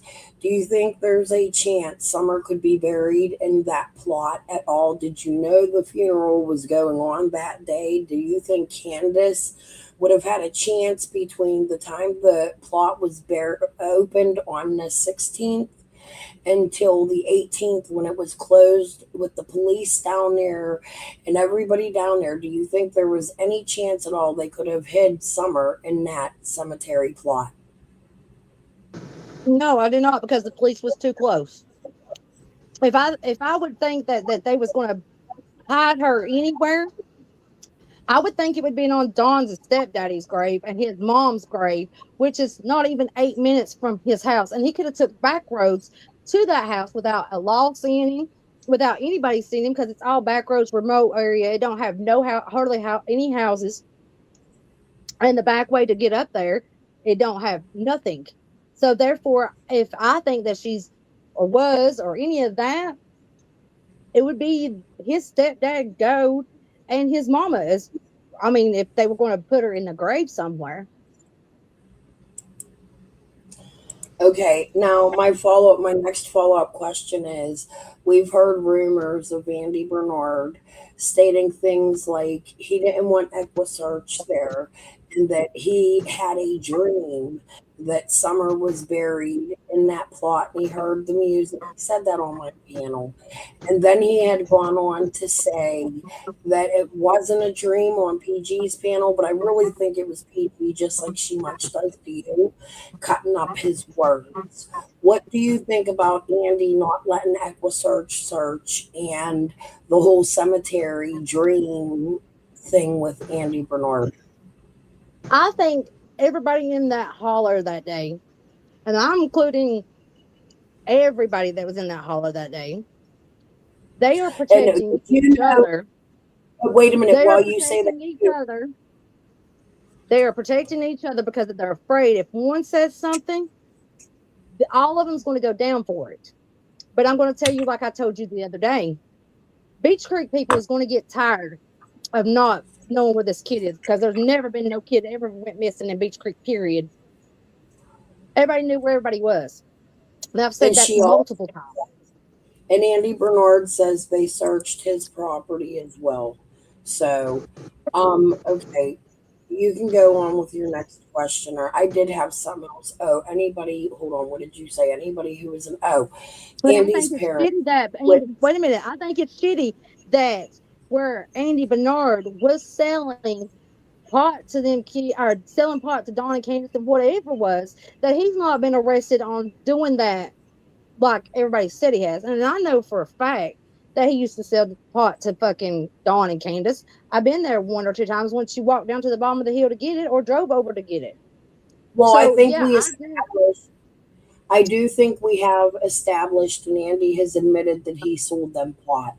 So, did you ever know of Andy selling anything other than pot, like Jody Sue said, things to sedate the children, like maybe a Loratab or a cancer medicine? I mean, if he got pills, I'm sure he sold them to Candace and them, because Candace was bad on them. I mean, back then I was bad on them. Okay, so but you don't know for fact that Andy ever sold. You just think. I knew that the pot came from them. I mean, maybe one or two times the pills came from him. But it was not always. He wouldn't always deliver. If I was up there, then she would have to drive to the bottom of the driveway to get them or wherever. But then Andy again, and Jody, you know, I don't know what all he could have sold them. Andy and Jody have both stated that sometimes they would come over there, send the kids. Did you know that they would send the kids over there to get marijuana or anything? I know that I know that one time that Candace walked all the kids over there to get some stuff, and then Johnny was with them that one time, and she said, "Look at Josie's new little girlfriend." I'm sorry to tell you, or Johnny wasn't nobody's girlfriend at that time. She didn't even know what that meant. We've heard that. Now, did you know anything about Allie's kids being touched on the hill by Dawn or Candace or anybody?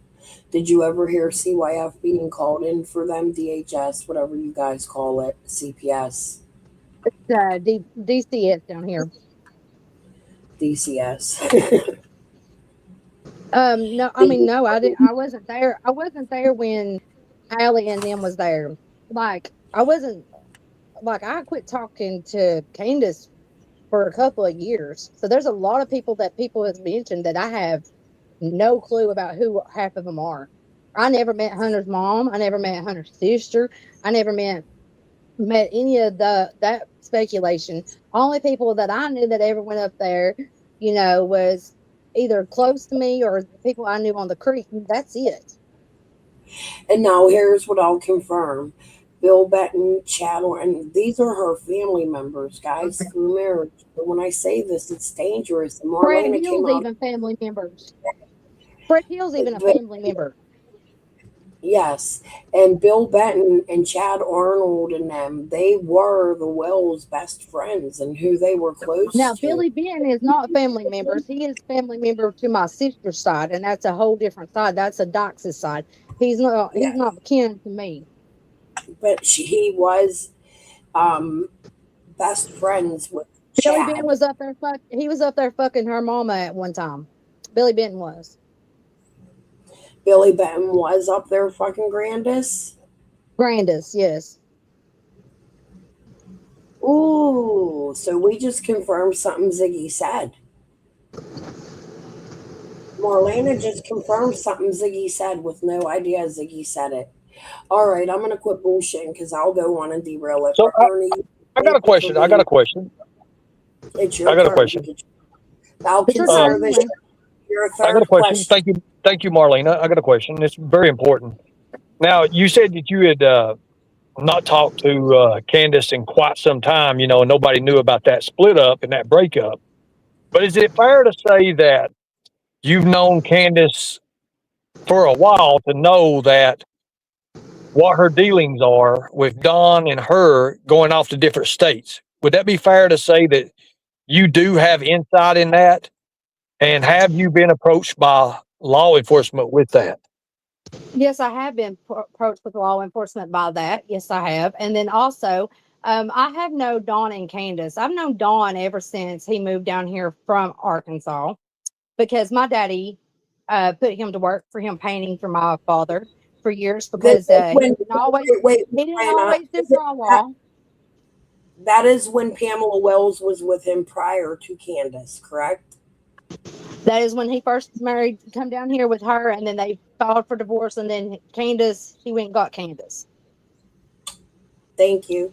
There you go, And Ernie. We talked about this that is yesterday. before his mother passed away also.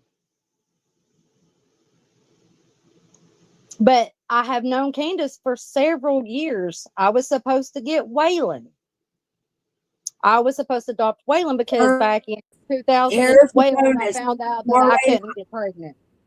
this is a bonus question. I want you to repeat that. However, when I was on Ernie's panel a little bit ago, Ernie asked me how you had the children's birth certificates. I assumed it was because you were going to take custody of two of her children, correct? Go ahead. I have never had them kids as birth certificates. Never. I have never had them kids as birth certificates. I've never had them kids as social security card. Nothing. Okay, but now explain to your audience, to my audience and Ernie's, how Candace asked you to take two of the children. Explain whose children they were. Go into detail. Tell Ernie whatever you want. She asked me to take Summer. Well, it was Waylon and Summer.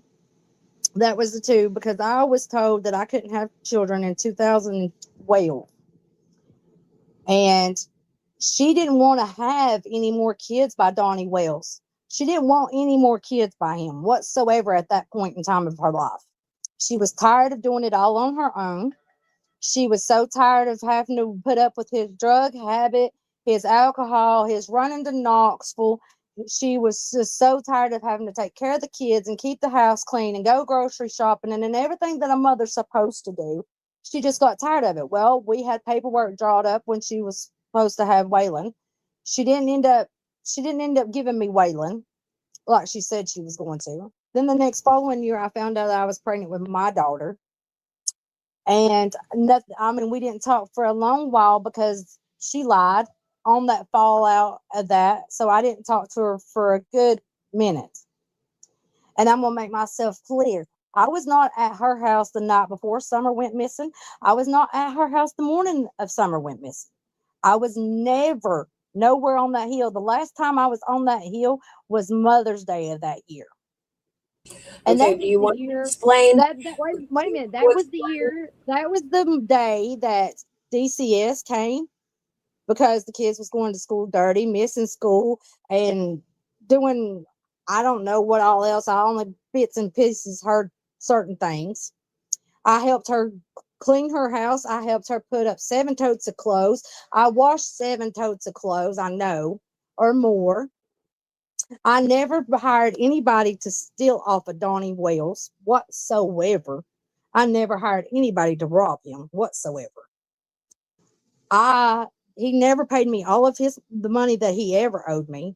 And that Mother's Day that I was there, we did Lord has because Candace had went to the hospital and had a tooth infection and got Lord Halves, and she told me to come up there. We would get high off of Lord Halves, and plus she was drinking like always. And I asked her where Donnie was, and she said he was out of town in Knoxville in the big red Suburban that he had. So I got a question. He already owed the debt of 60 grand already. Wow, that's a lot of money to be owed, isn't it? Okay, And that that's where word the 60 money issue grand keeps come coming up. from. That's where the money issue come from. When I say that she told me that, it came out of her own mouth that he owed 60 grand. While he was down there running around with whores and getting high and this and that, he was already in debt 60 grand. Wow, that's a lot. That's a lot of money to be in debt with the cartel or whatever or whoever is in Knoxville. And yes, I had told the police that. Did they check out the man that he was running to Knoxville to get his dope and his drugs off of? Because he owed 60 grand. And then, everybody says that the 911 call didn't come into what, 6:30? When the police took my phone, her phone call coming in for me to telling me that she was gone was 4:37. So what happened to an hour or almost 2 hours later before she even called the police? Because I told her if she didn't call the police, Hold on. Bomb show information. Candace's phone call lines up with Jody Sue's scream. What? I have two. So Candace's phone call would line up with the timing of Jody Sue's scream. Her phone Okay, call well, to at you. 4:37, the law took my phone and seen where she called me on Facebook Messenger, told me that Summer Wells was gone. Said she was outside on the swing. The story she told me, she was outside on the swing right there by the house. And if anybody knows that house, if you walk into their kitchen and look out that window, that swing was right there. She could see. Them dogs wouldn't have quit raising hell if somebody come up on that hill. That's another thing. That's another lie.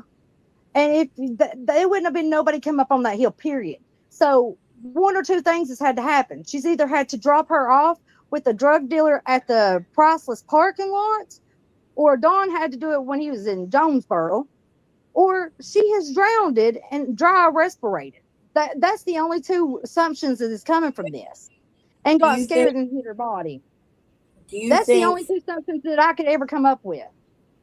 Do you think that Fred and so Karen Elliott, Fred's sister. And do you know that while the police was at Dawn and Candace's, they had took the drugs to Fred Hills for him to hide.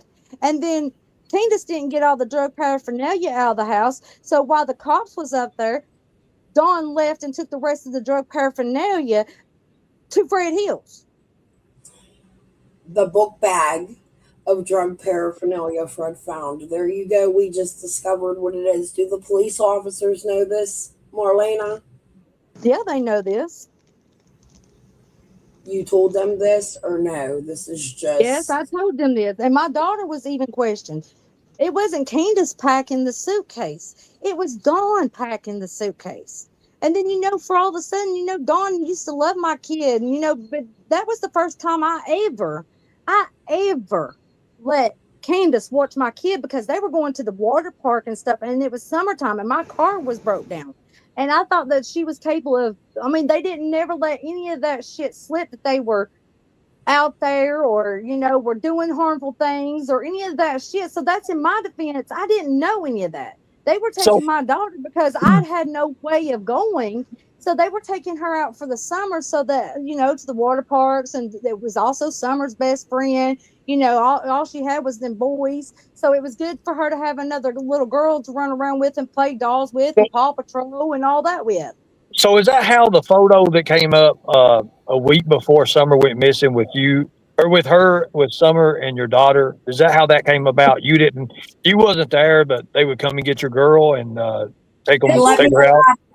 wait a minute. Both y'all, Marlena, let me elaborate. Marlena has already answered this on my channel like a year ago. I'm going to ask at this point because I was trying to ask before. Marlena, please explain what happened exactly as Candace took your daughter and then brought her home unexpectedly.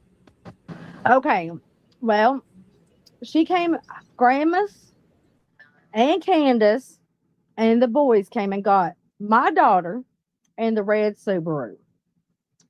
They were going to the water park that weekend. What day? What This day? is like Say Wednesday. This is like Wednesday or maybe it's Tuesday, Monday or Tuesday night. They were going to stay. She was going to stay because a couple days they were going to go out, have fun because it was summertime, whatever. I said okay. It might have been Wednesday night. I mean, it's been so far back. I think it might have been it was between Tuesday and Wednesday night. I don't know which day it was exactly. The last time we spoke, when you came on my panel, you told me it was a Tuesday. So Okay, well, okay, memory, Tuesday. Okay. Over time. Yeah, because I've had a lot of traumatic and stuff go on. So yeah, it was Tuesday. So Tuesday night she came and got her. It was like 8 or 9 o'clock. It was almost sundown when she came and got her. And her and Grandma's, the boys, went back to her house. Candace let me know when they got back there. Okay, well, they were supposed to go to the water park. I kept in touch every day. And then all of a sudden, Friday morning, my kid gets dropped off in the bottom of the driveway without Grandma's even getting out to notify if anybody was around. Candace didn't notify me that she was bringing Summer home, or not Summer, Journey home. Didn't say anything about Summer, so Grandma's brought Journey home and dropped her off in my driveway without telling anybody that she was there. Okay, can you stop? Because I'm going to elaborate here. I don't want her to answer me till she's done answering. But at this point in the story, Dawn tells me that he was pissed off, that he come home from work, he was tired and exhausted, and he was tired of fucking Journey being dropped off there all the time, and that he was sick of paying for Journey, and that he made Grandis pick Journey up and take her back. And that's exactly what Dawn told me happened, what Marlena just said. So I can confirm that. Now, don't respond to that, Marlena, because I don't want you to lose your train of thought, but go on with your story and then respond to that after. For one, Dawn never watched my kid. That was the first time she would ever stay on that hill by herself. And that was the last time she stayed on that hill by herself. But can you elaborate? What? Go ahead. Okay, well, I asked Journey who dropped her off. She said, Candace's mom did. I said, why did they bring you home early, Journey? You wasn't supposed to come home till Sunday. She said, because Mom, they were packing Summer a suitcase, and she was going away with her father, not her mother. Her father was taking her out of town, and it was just him and her going out of town. I Now didn't what? think Now nothing when was of this it. date? When was this date supposed to happen? That Wait, she goes wait, out of wait, town. This was the week wait. Let prior me to say her something. went So Well, missing. you wait a just minute. Let her answer, Crystal. Let her answer, please. she Just let her can, answer. but This let is the wait. win. This is the win. This is the You just Tuesday told us before she went Dawn was missing. packing. You just told us that Dawn was packing the suitcase. So let's. Was it Dawn or Candace packing the suitcase? Gurney told me it was Dawn packing her suitcase. That she was going away with Dawn out of town. And this, Ernie, was Go ahead, Ernie. that week prior to her missing. So we're talking about a few days or a week. Day okay, she went missing on the 19th, so back it up until that following 15th. She went missing on the past 15th. Tuesday. Missing on the 15th. Okay, well that 15th when she went missing, back it up that first prior week to that is when Journey was at Candace's house. Okay. So what day after Tuesday? They dropped her off on Tuesday or picked her up No, on they Tuesday? dropped her off Friday morning about 9 o'clock. So Friday, Saturday, Sunday, Monday, Tuesday.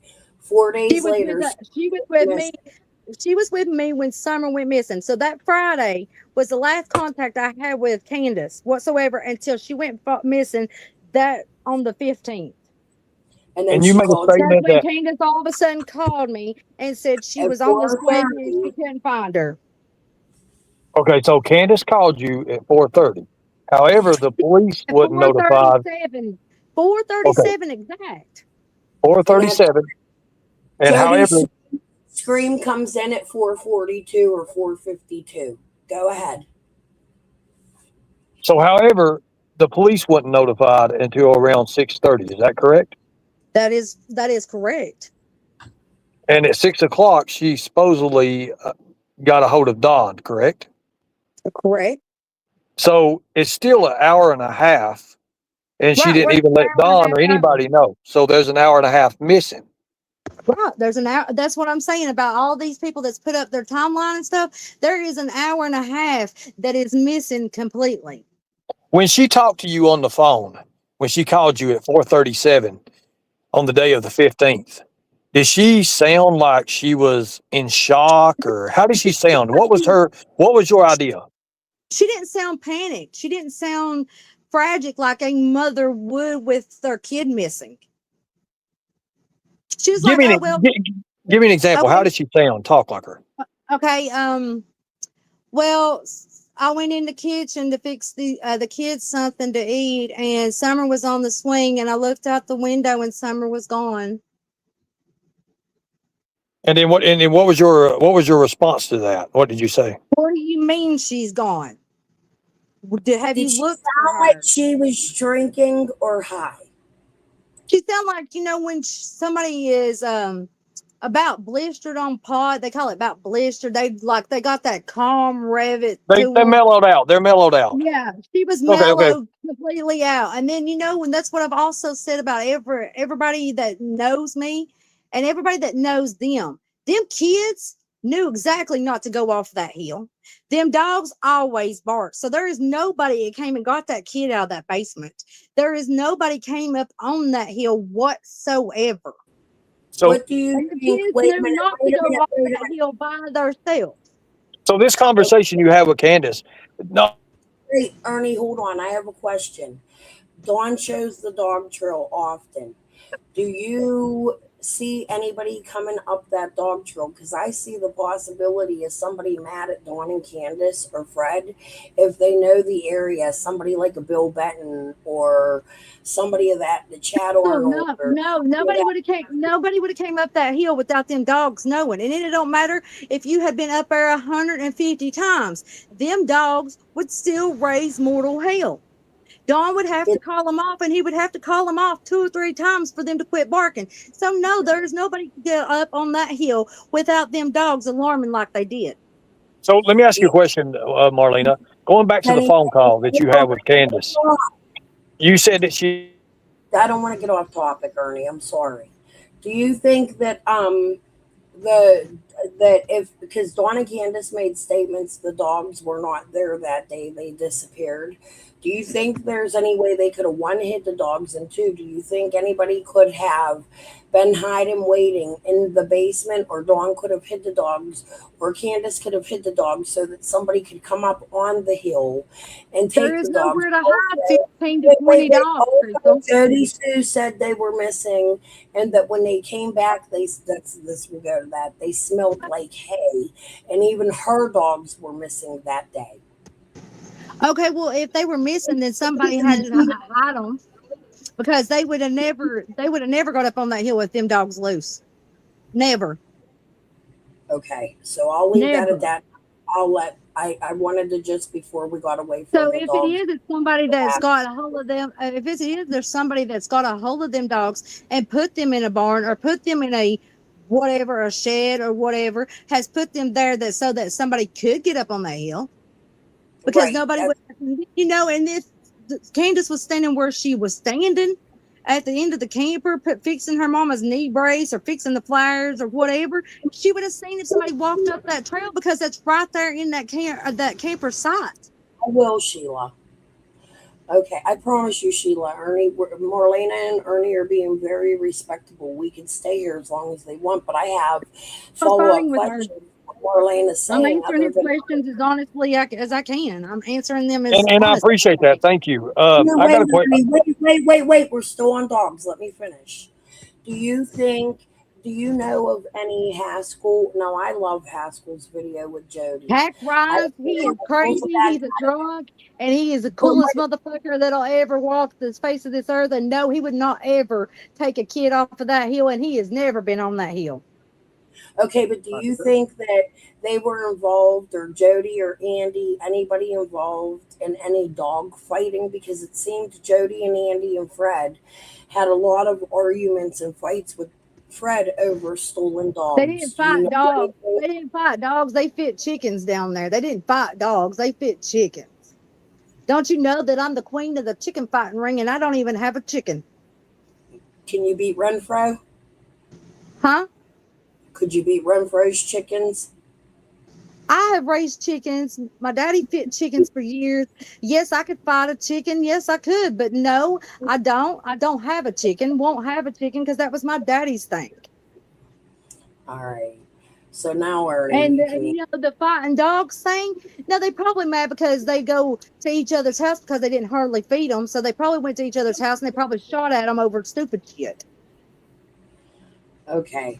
So because that holler is just like one. I mean, I don't know if you've been down there or not, but that holler is like one straight narrow road that there's hardly any houses or whatever around. So I could see them shooting at each other's dogs. I mean, I could see Fred shooting at one of them's dogs or whatever because Fred shot at me and Bill.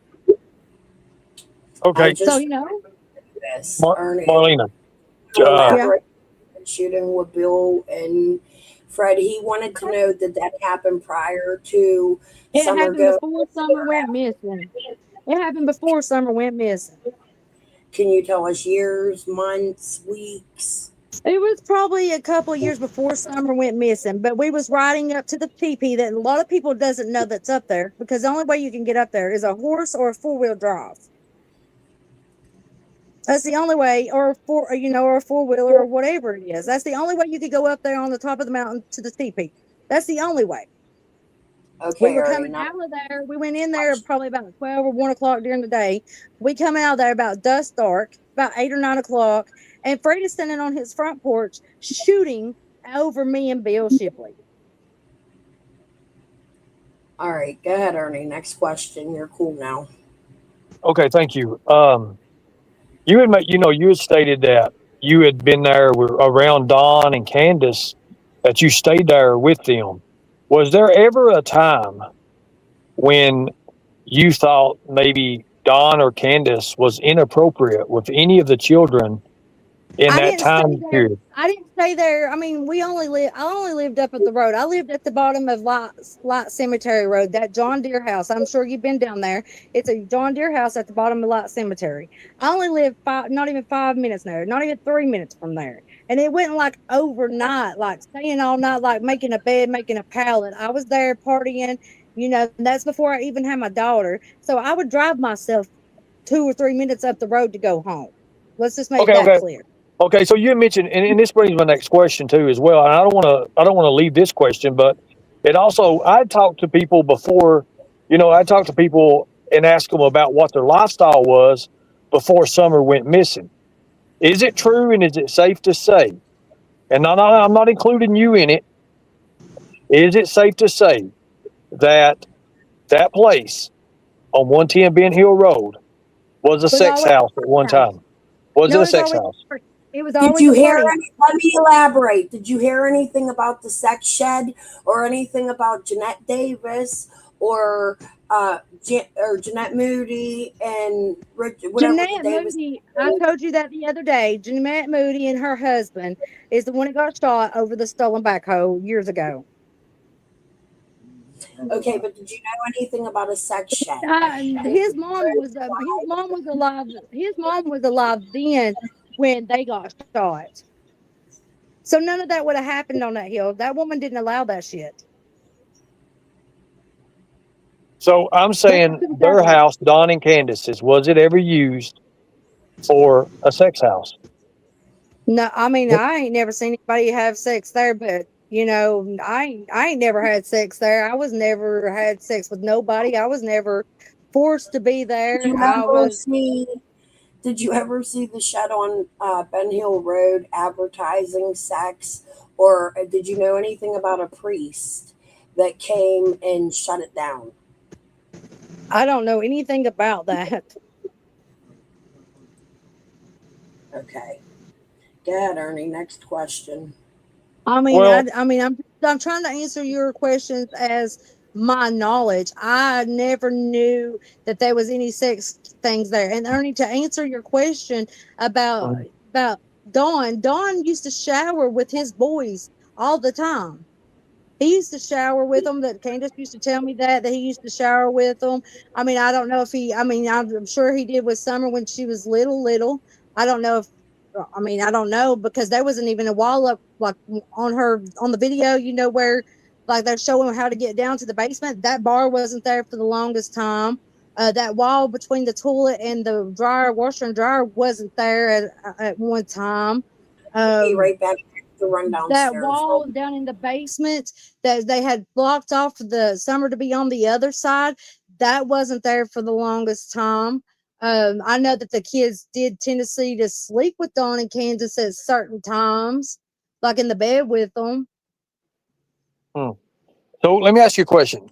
Was it true about what Fred had said about your guy Daniel or Chad or whatever, and Don, that he worked for Don and they's at the workplace with a bunch of women and you went up there to whip your husband or whip your boyfriend or something like that? I heard about that.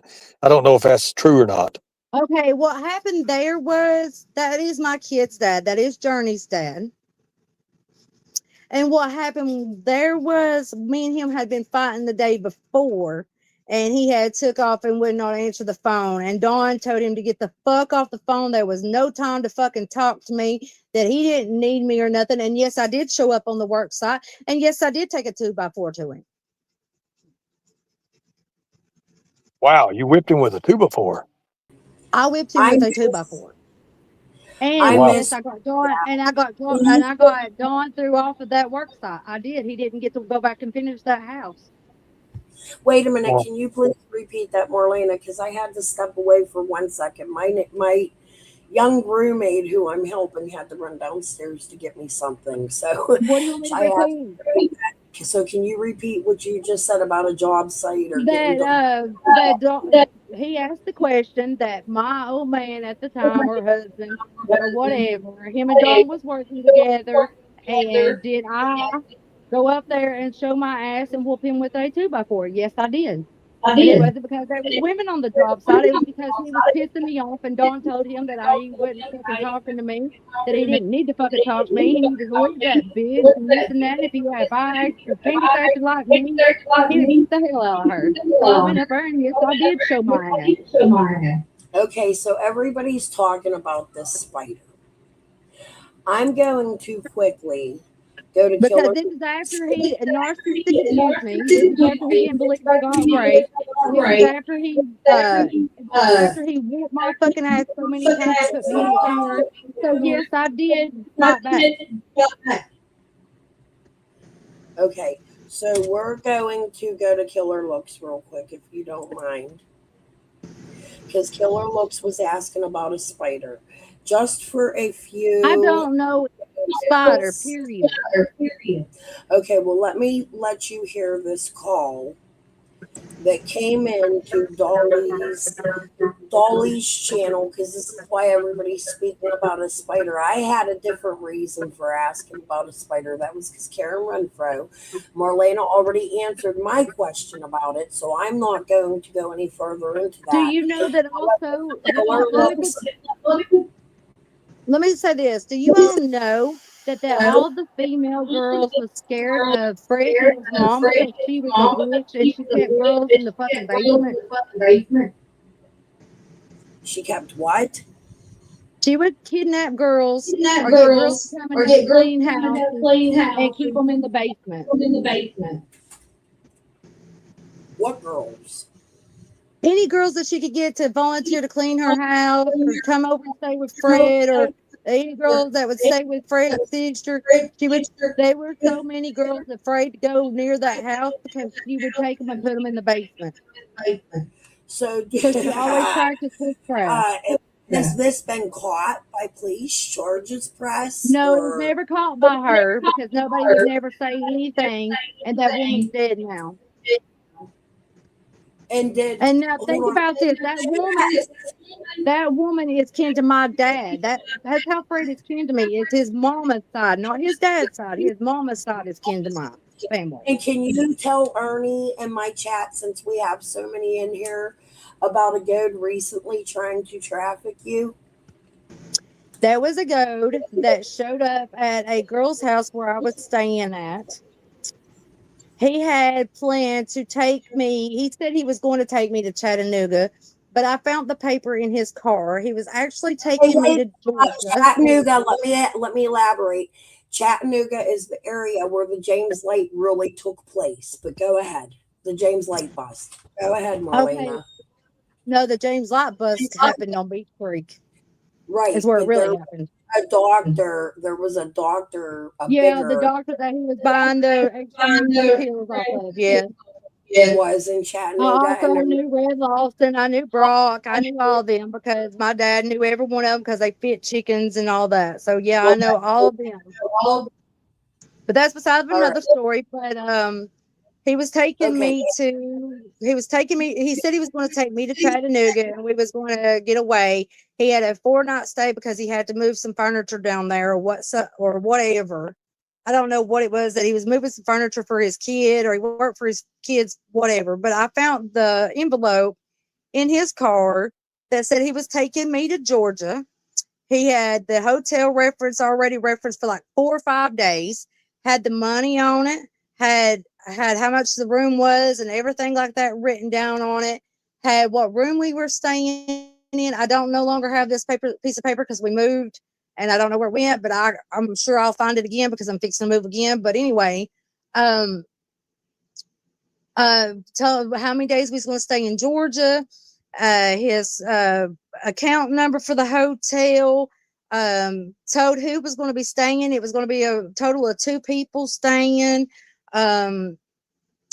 So yeah, that kind of freaked me out. And then I left and went to a friend's house and stayed with him a few days. And then he kept showing up and talking to my sister-in-law and trying to get my sister-in-law to tell him or trying to get her to tell where I was at and all that. And she would never tell. Is this a goat that is trying to say that he wasn't going to stay down there? He was going to take me to North Carolina and see some kind of waterfall or something. I mean, it was just different story. That's a lot of info to retain. So where did Ernie go? I thought he had questions. gonna have to go back and listen to this a lot of times because I'm not gonna harass Marlena after this. But this is a lot of information that we've never heard.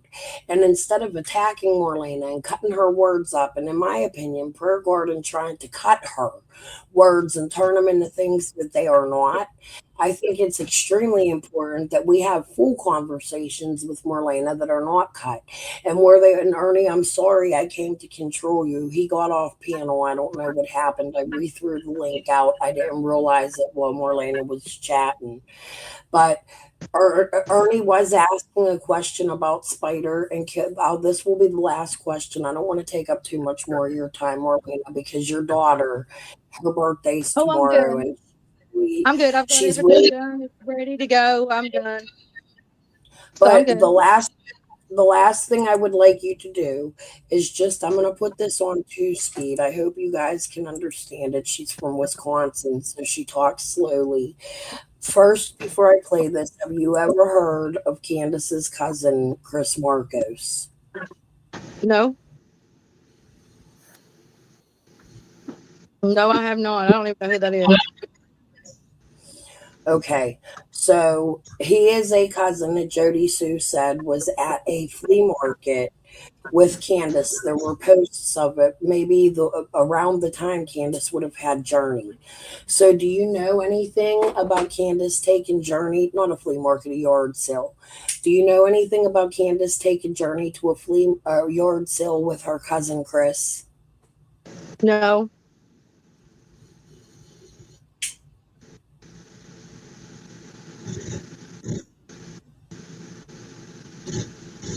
That disappoints me because Ernie got off and he had that question. Did you hear me, honey?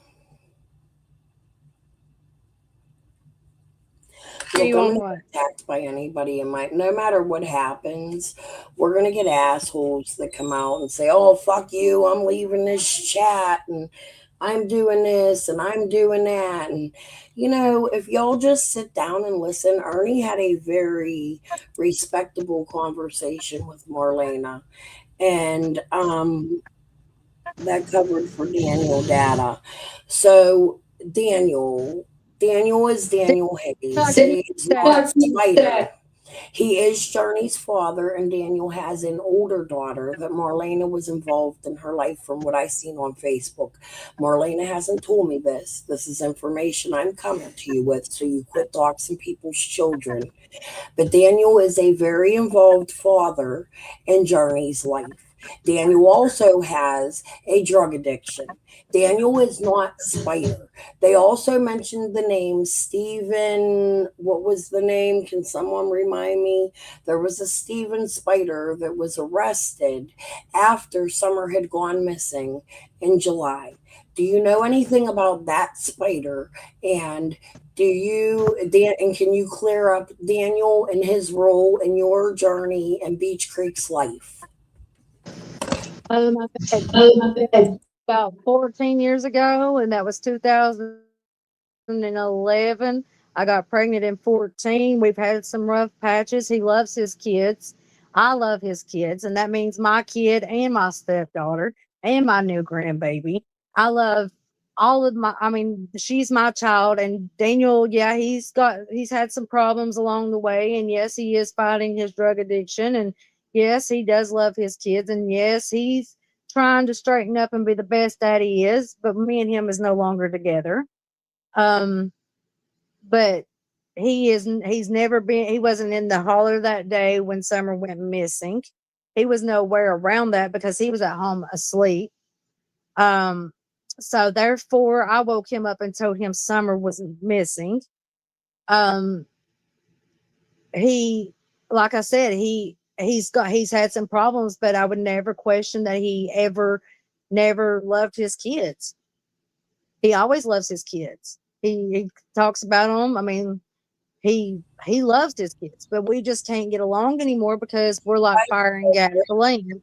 He's narcissistic, and I just can't do it anymore. And I can't fight my own battle. I can't fight my own battle and fight his too, and try to be myself.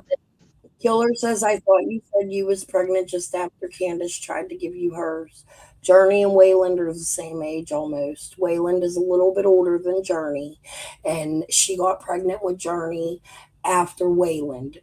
Journey is older than Summer, but at the time, Marlena was told she was unable to have kids, and then she got pregnant and around addiction time. And it was really After I fit ovarian cancer, I got pregnant. I had to have surgery and I had to have radiation treatments, and I have been cancer free since 2012. I hope that answers a lot of Killer's questions.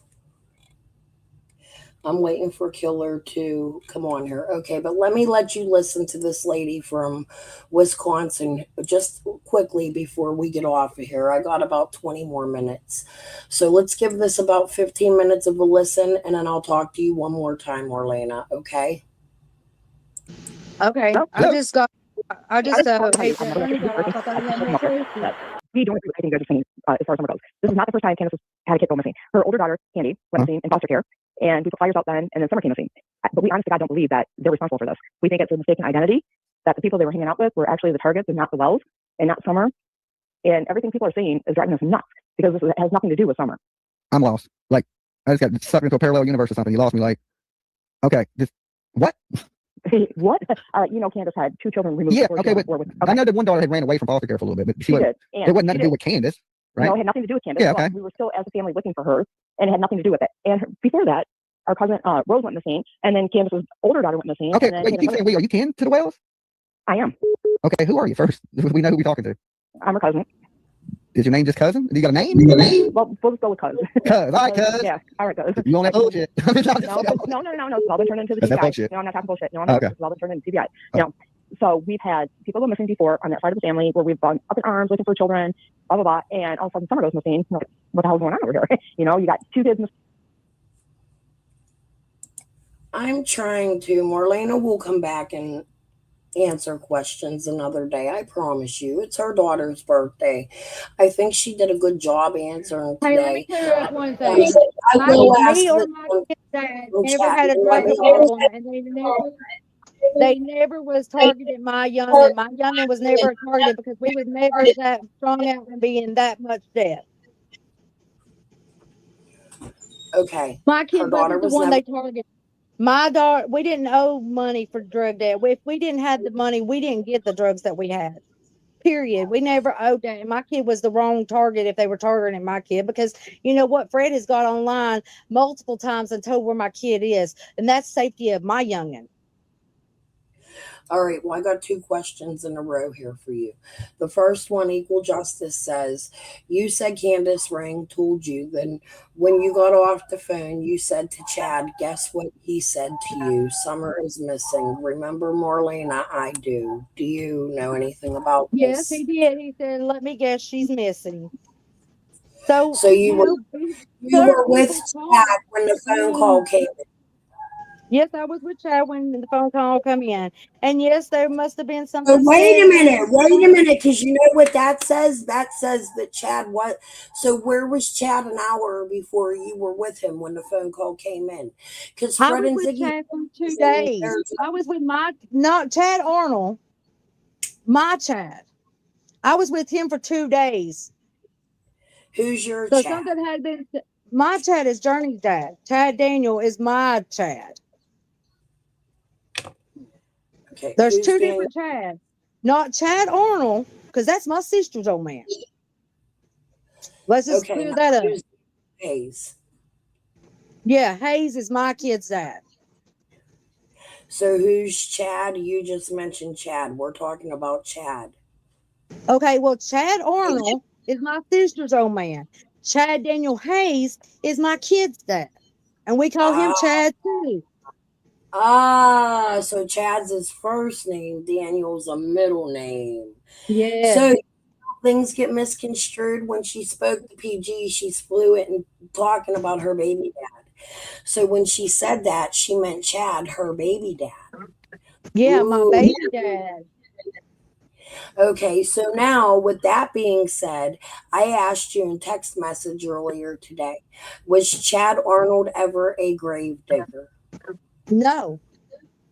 Okay, did you know Karen Elliott told us that he filled in um their parents' graves?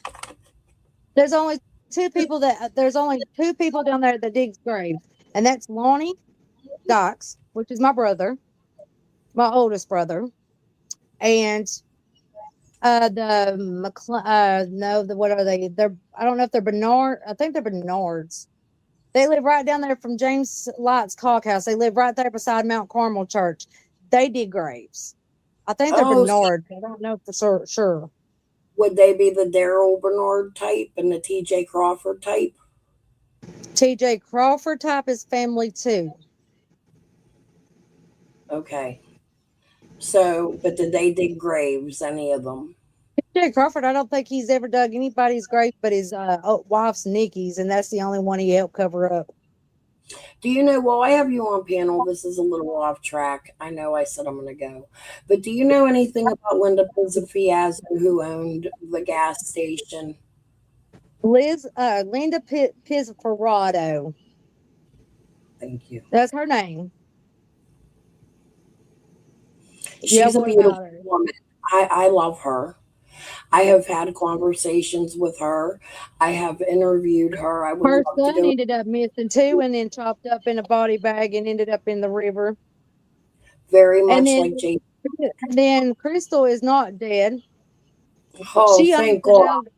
She owns the house on Beach Creek. So no, she's not dead.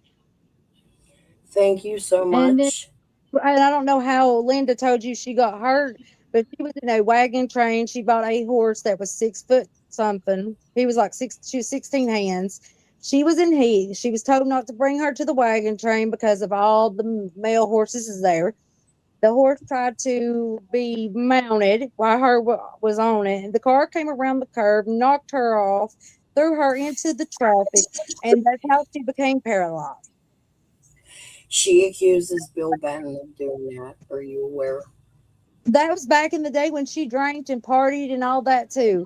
So no, it wasn't Billy Benton. It was because that horse was in heat. She didn't know how to control that horse because that horse was a Tennessee walking horse. That horse was fast. That was the first horse she ever owned in her life. She bought that off of my brother's first wife, and my brother's first wife told her, "You're not going to make sure that you get used to riding her before you take her out anywhere." And she never did that. She took her straight to a wagon train, thought she was brave to show off for a certain dude. And when she did, she was drinking, and another horse tried to mount that horse, and it walked out in front of the front of a car. She got knocked off and ran over. That's why she don't walk anymore. I have a feeling I know who the dude is. I I can't was, remember. I was in that wagon train, so I know. One of the hills. She lived with a hill. She moved out of Beach Creek and lived with a hill. I love Linda. She's a little bit extravagant. I I mean, love I'm not saying Linda. that I don't love Linda. I mean, I know a lot of people that took care of Linda. I went to Ohio with Linda. I've ran around with all her kids, Earl and Crystal, and all them. I known them for years, ever since she adopted them. I'm not saying that I'm saying anything bad about her. I'm just stating the true facts and the truth on that. Do you know anything about her gas station closing down because Glenda had stole $9,000 in gas and gave it to Beach Creek for free? I could see her doing that, yeah, but I don't know anything about that. I mean, heck, all the boys used to wait for the beer truck to deliver and fucking wait for them to slide the slides up and take 10, 11 frigging cartons of beer and take off running with it. So, yeah, I mean, I could see it happening.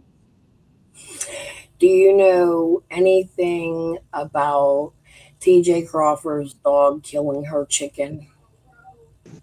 I have no idea. Because usually people like TJ Crawford and my dad and all of them, we would not raise dogs to kill chickens. Because chickens was our way of life down there. That's how we fit. That's how we made money. Drag racing was our way of life down there. We drag race. We did all that stuff. We did all the stuff that was the outlaw way, the illegal way. That's how Beach Creek has got its name. That's how Beach Creek did its thing, is because they were the outlaw way. Much like where I'm from, which I think might connect to some summer shit because of the We Can Bring You Hope.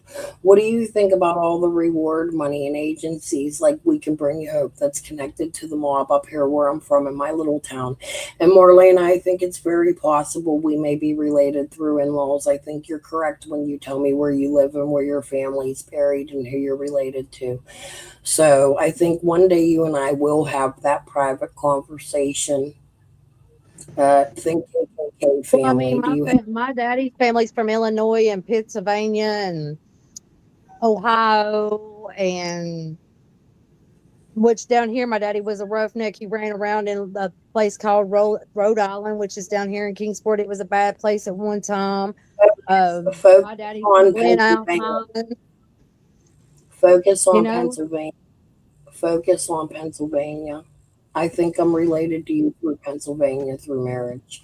Rosemary Elliott Morlock was my aunt, is my aunt. Ronald Stanley is my uncle from Pittsburgh. My cousins are Sean, Stephen, Ronald, Jason, and Darren. They are big high ups in the KKK. Stephen was snuck out. Rosemary hasn't lived probably since you was a very little girl or maybe even before you were born. I was born in And 87. in the Tennessee area. She married my uncle, moved up here, and I think it's very possible my uncle may have a stake in some of the Morlock land. So we need to talk one day. Of course. I mean, I'm all in for it. I don't care. I mean, I'm Do just, any of I them? Do thought any of that, them names?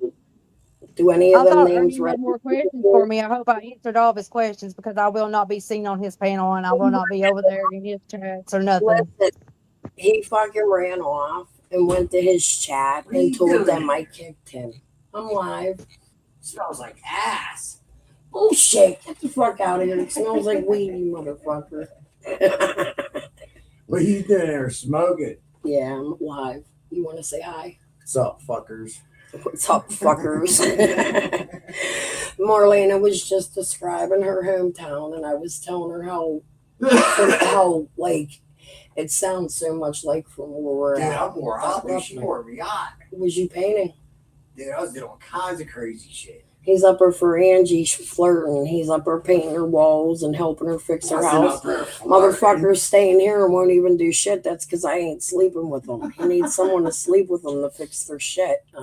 She ain't sleeping with him. She ain't sleeping with him. But he trying. He trying. He trying. Put his ass out on the corner. I'm sure there's a lot of girls that pay for it up there. She said, "Come to Tennessee. Come here, show them. Is he cute? Come here. Come on, boo. Come to Tennessee. I'll put your ass out on the corner." Don't worry, I already put my own ass out there on the corner. No, he don't. Well, are you making good money? Are you making good money? Because you know it's $150 for 30 minutes, right? If you over that 30 minutes, you ain't making good money. I make special dates second Tuesdays of every week. He's kidding, dude. They will take this fucking. Just like us, he don't care. He just saying he's just blunt. That's all right. Marlena's human trafficking right now from Pennsylvania. Oh shit! All I need is $2 in a Kool-Aid packet. He said $2 in a Kool-Aid packet. He's at work. I'm just kidding. I ain't trying to look at Cotton Candy. Do you know the nasty shit Cotton Candy has talked about on her fucking panel? Do you know she has showed dead bodies on her panel before? Bitch, get the fuck out of here, dude. Suck my whole ass fucking twat. We're human and adult over here. I cover music. I'm making friends with Marlena. We seem to have a lot in common and understand that way of life. You, on the other hand, probably suck dick for a living, so kiss my whole ass. All right. With that said, I'm going to. I didn't kick Ernie off my panel. Ernie left. He went over to his. On your panel talk about summer. You know what? If you can't joke around and have a good time and smile because life is short, not to enjoy life and have a good time, then I don't know what to tell you. Get your ass back over on PG's or whoever's panel. Yeah, because this ain't a movie. This is real life over here. We joke and act like real fucking people from the real fucking world. We don't act like fucking weirdos with. I didn't don't know. know. I didn't know it was a sin, Crystal, to be happy and have a good time. I know. I can't wait till they catch whoever this is, Marlena, and I get to meet you and give you the biggest hug. I'm not coming to Tennessee until I'm able to watch Justice for summer. You never have to worry about me stomping through your neighborhood. I want you to know that. Well, you know what? Come on down anytime you want to and kick it with me. I don't care. Heck, maybe when I get financially stable and get back up on my feet, I can drive to Pennsylvania to see you. Hell yeah, let's do that. I definitely look. They have these weed festivals in Ohio, which is closer to you. It's probably like 5 hours opposed to 6. You should come to one with me. They're so fun. I fucking swear to God. All right, guys. I'm gonna go let Ernie trash me. You all give me a Crystal, thumbs. I bet you we would have a hell of a time together. I bet you we'd have some fun. I bet you we would too, Marlena. And I didn't get the Glenda head. So after Journey's birthday, I'm going to re-invite Marlena up and we're going to decipher Glenda Head's lies about Marlena. Okay. And you could tell Ernie, I gave him his 5 questions. He only got the 3. I gave him bonus questions and he ran away like a little bitch. So I don't know what to tell you. All right, Marlena. I Thank was willing to talk to him and I was willing to answer his questions. That's right. So just so you can everybody tell knows I got a bigger heart than what anybody thinks I got. Bullshit. Marlena, you have a good You know night. that I got a bigger heart. I got a bigger heart than a lot of people think that I do, because for a man that just sitting and said he was going to hunt me like a dog with boots on the ground, I still talked to him with respect and gave him the respect that he needed. She sure did. Can you please, from all of Summer's community who loves Summer and doesn't want to see harm to your daughter, could you please give her a huge hug from us all tomorrow? Wish her a happy birthday and take a break. I'll wait to cover Glenda till you come back. I'll cover some Fred tomorrow. How about that? Well, I will be free until 7:30 tomorrow night. Oh, all right. So maybe I'll come live early. That sounds good. But wish Turney a very happy birthday for all of us either way. Okay? I will. All It's good to right, be on guys. your show and have actually a good time and not be trashed and treated like shit. All right. So let's all push Thank that. you for that, and thank you for the respect that you gave me. Tomorrow, for everybody covering Summer that loves Summer, for Summer's best friend, let's hope tomorrow that none of y'all motherfuckers put her best friend and her best friend's mother and her family in the house. Let them celebrate their birthday one day with peace. That would be nice. I promise. All right, guys. Pesamore, peace and love. I'll see you tomorrow. I don't know if Marlena will. However, if we don't, the day after, we will go over Glenda Head. If not tomorrow afternoon, we just got to see how my day goes. Me and Marlena will text, I'm sure. All right, guys. Pesamore, peace and love for being here. Hit the like, share it out, clip it. I don't care. It's for the return of Summer. It also helps my channel when you hit the like, so, or the dislike. So if you didn't fucking like it, dislike it. I don't give a fuck. All right, guys. I'll see you all tomorrow. Good night.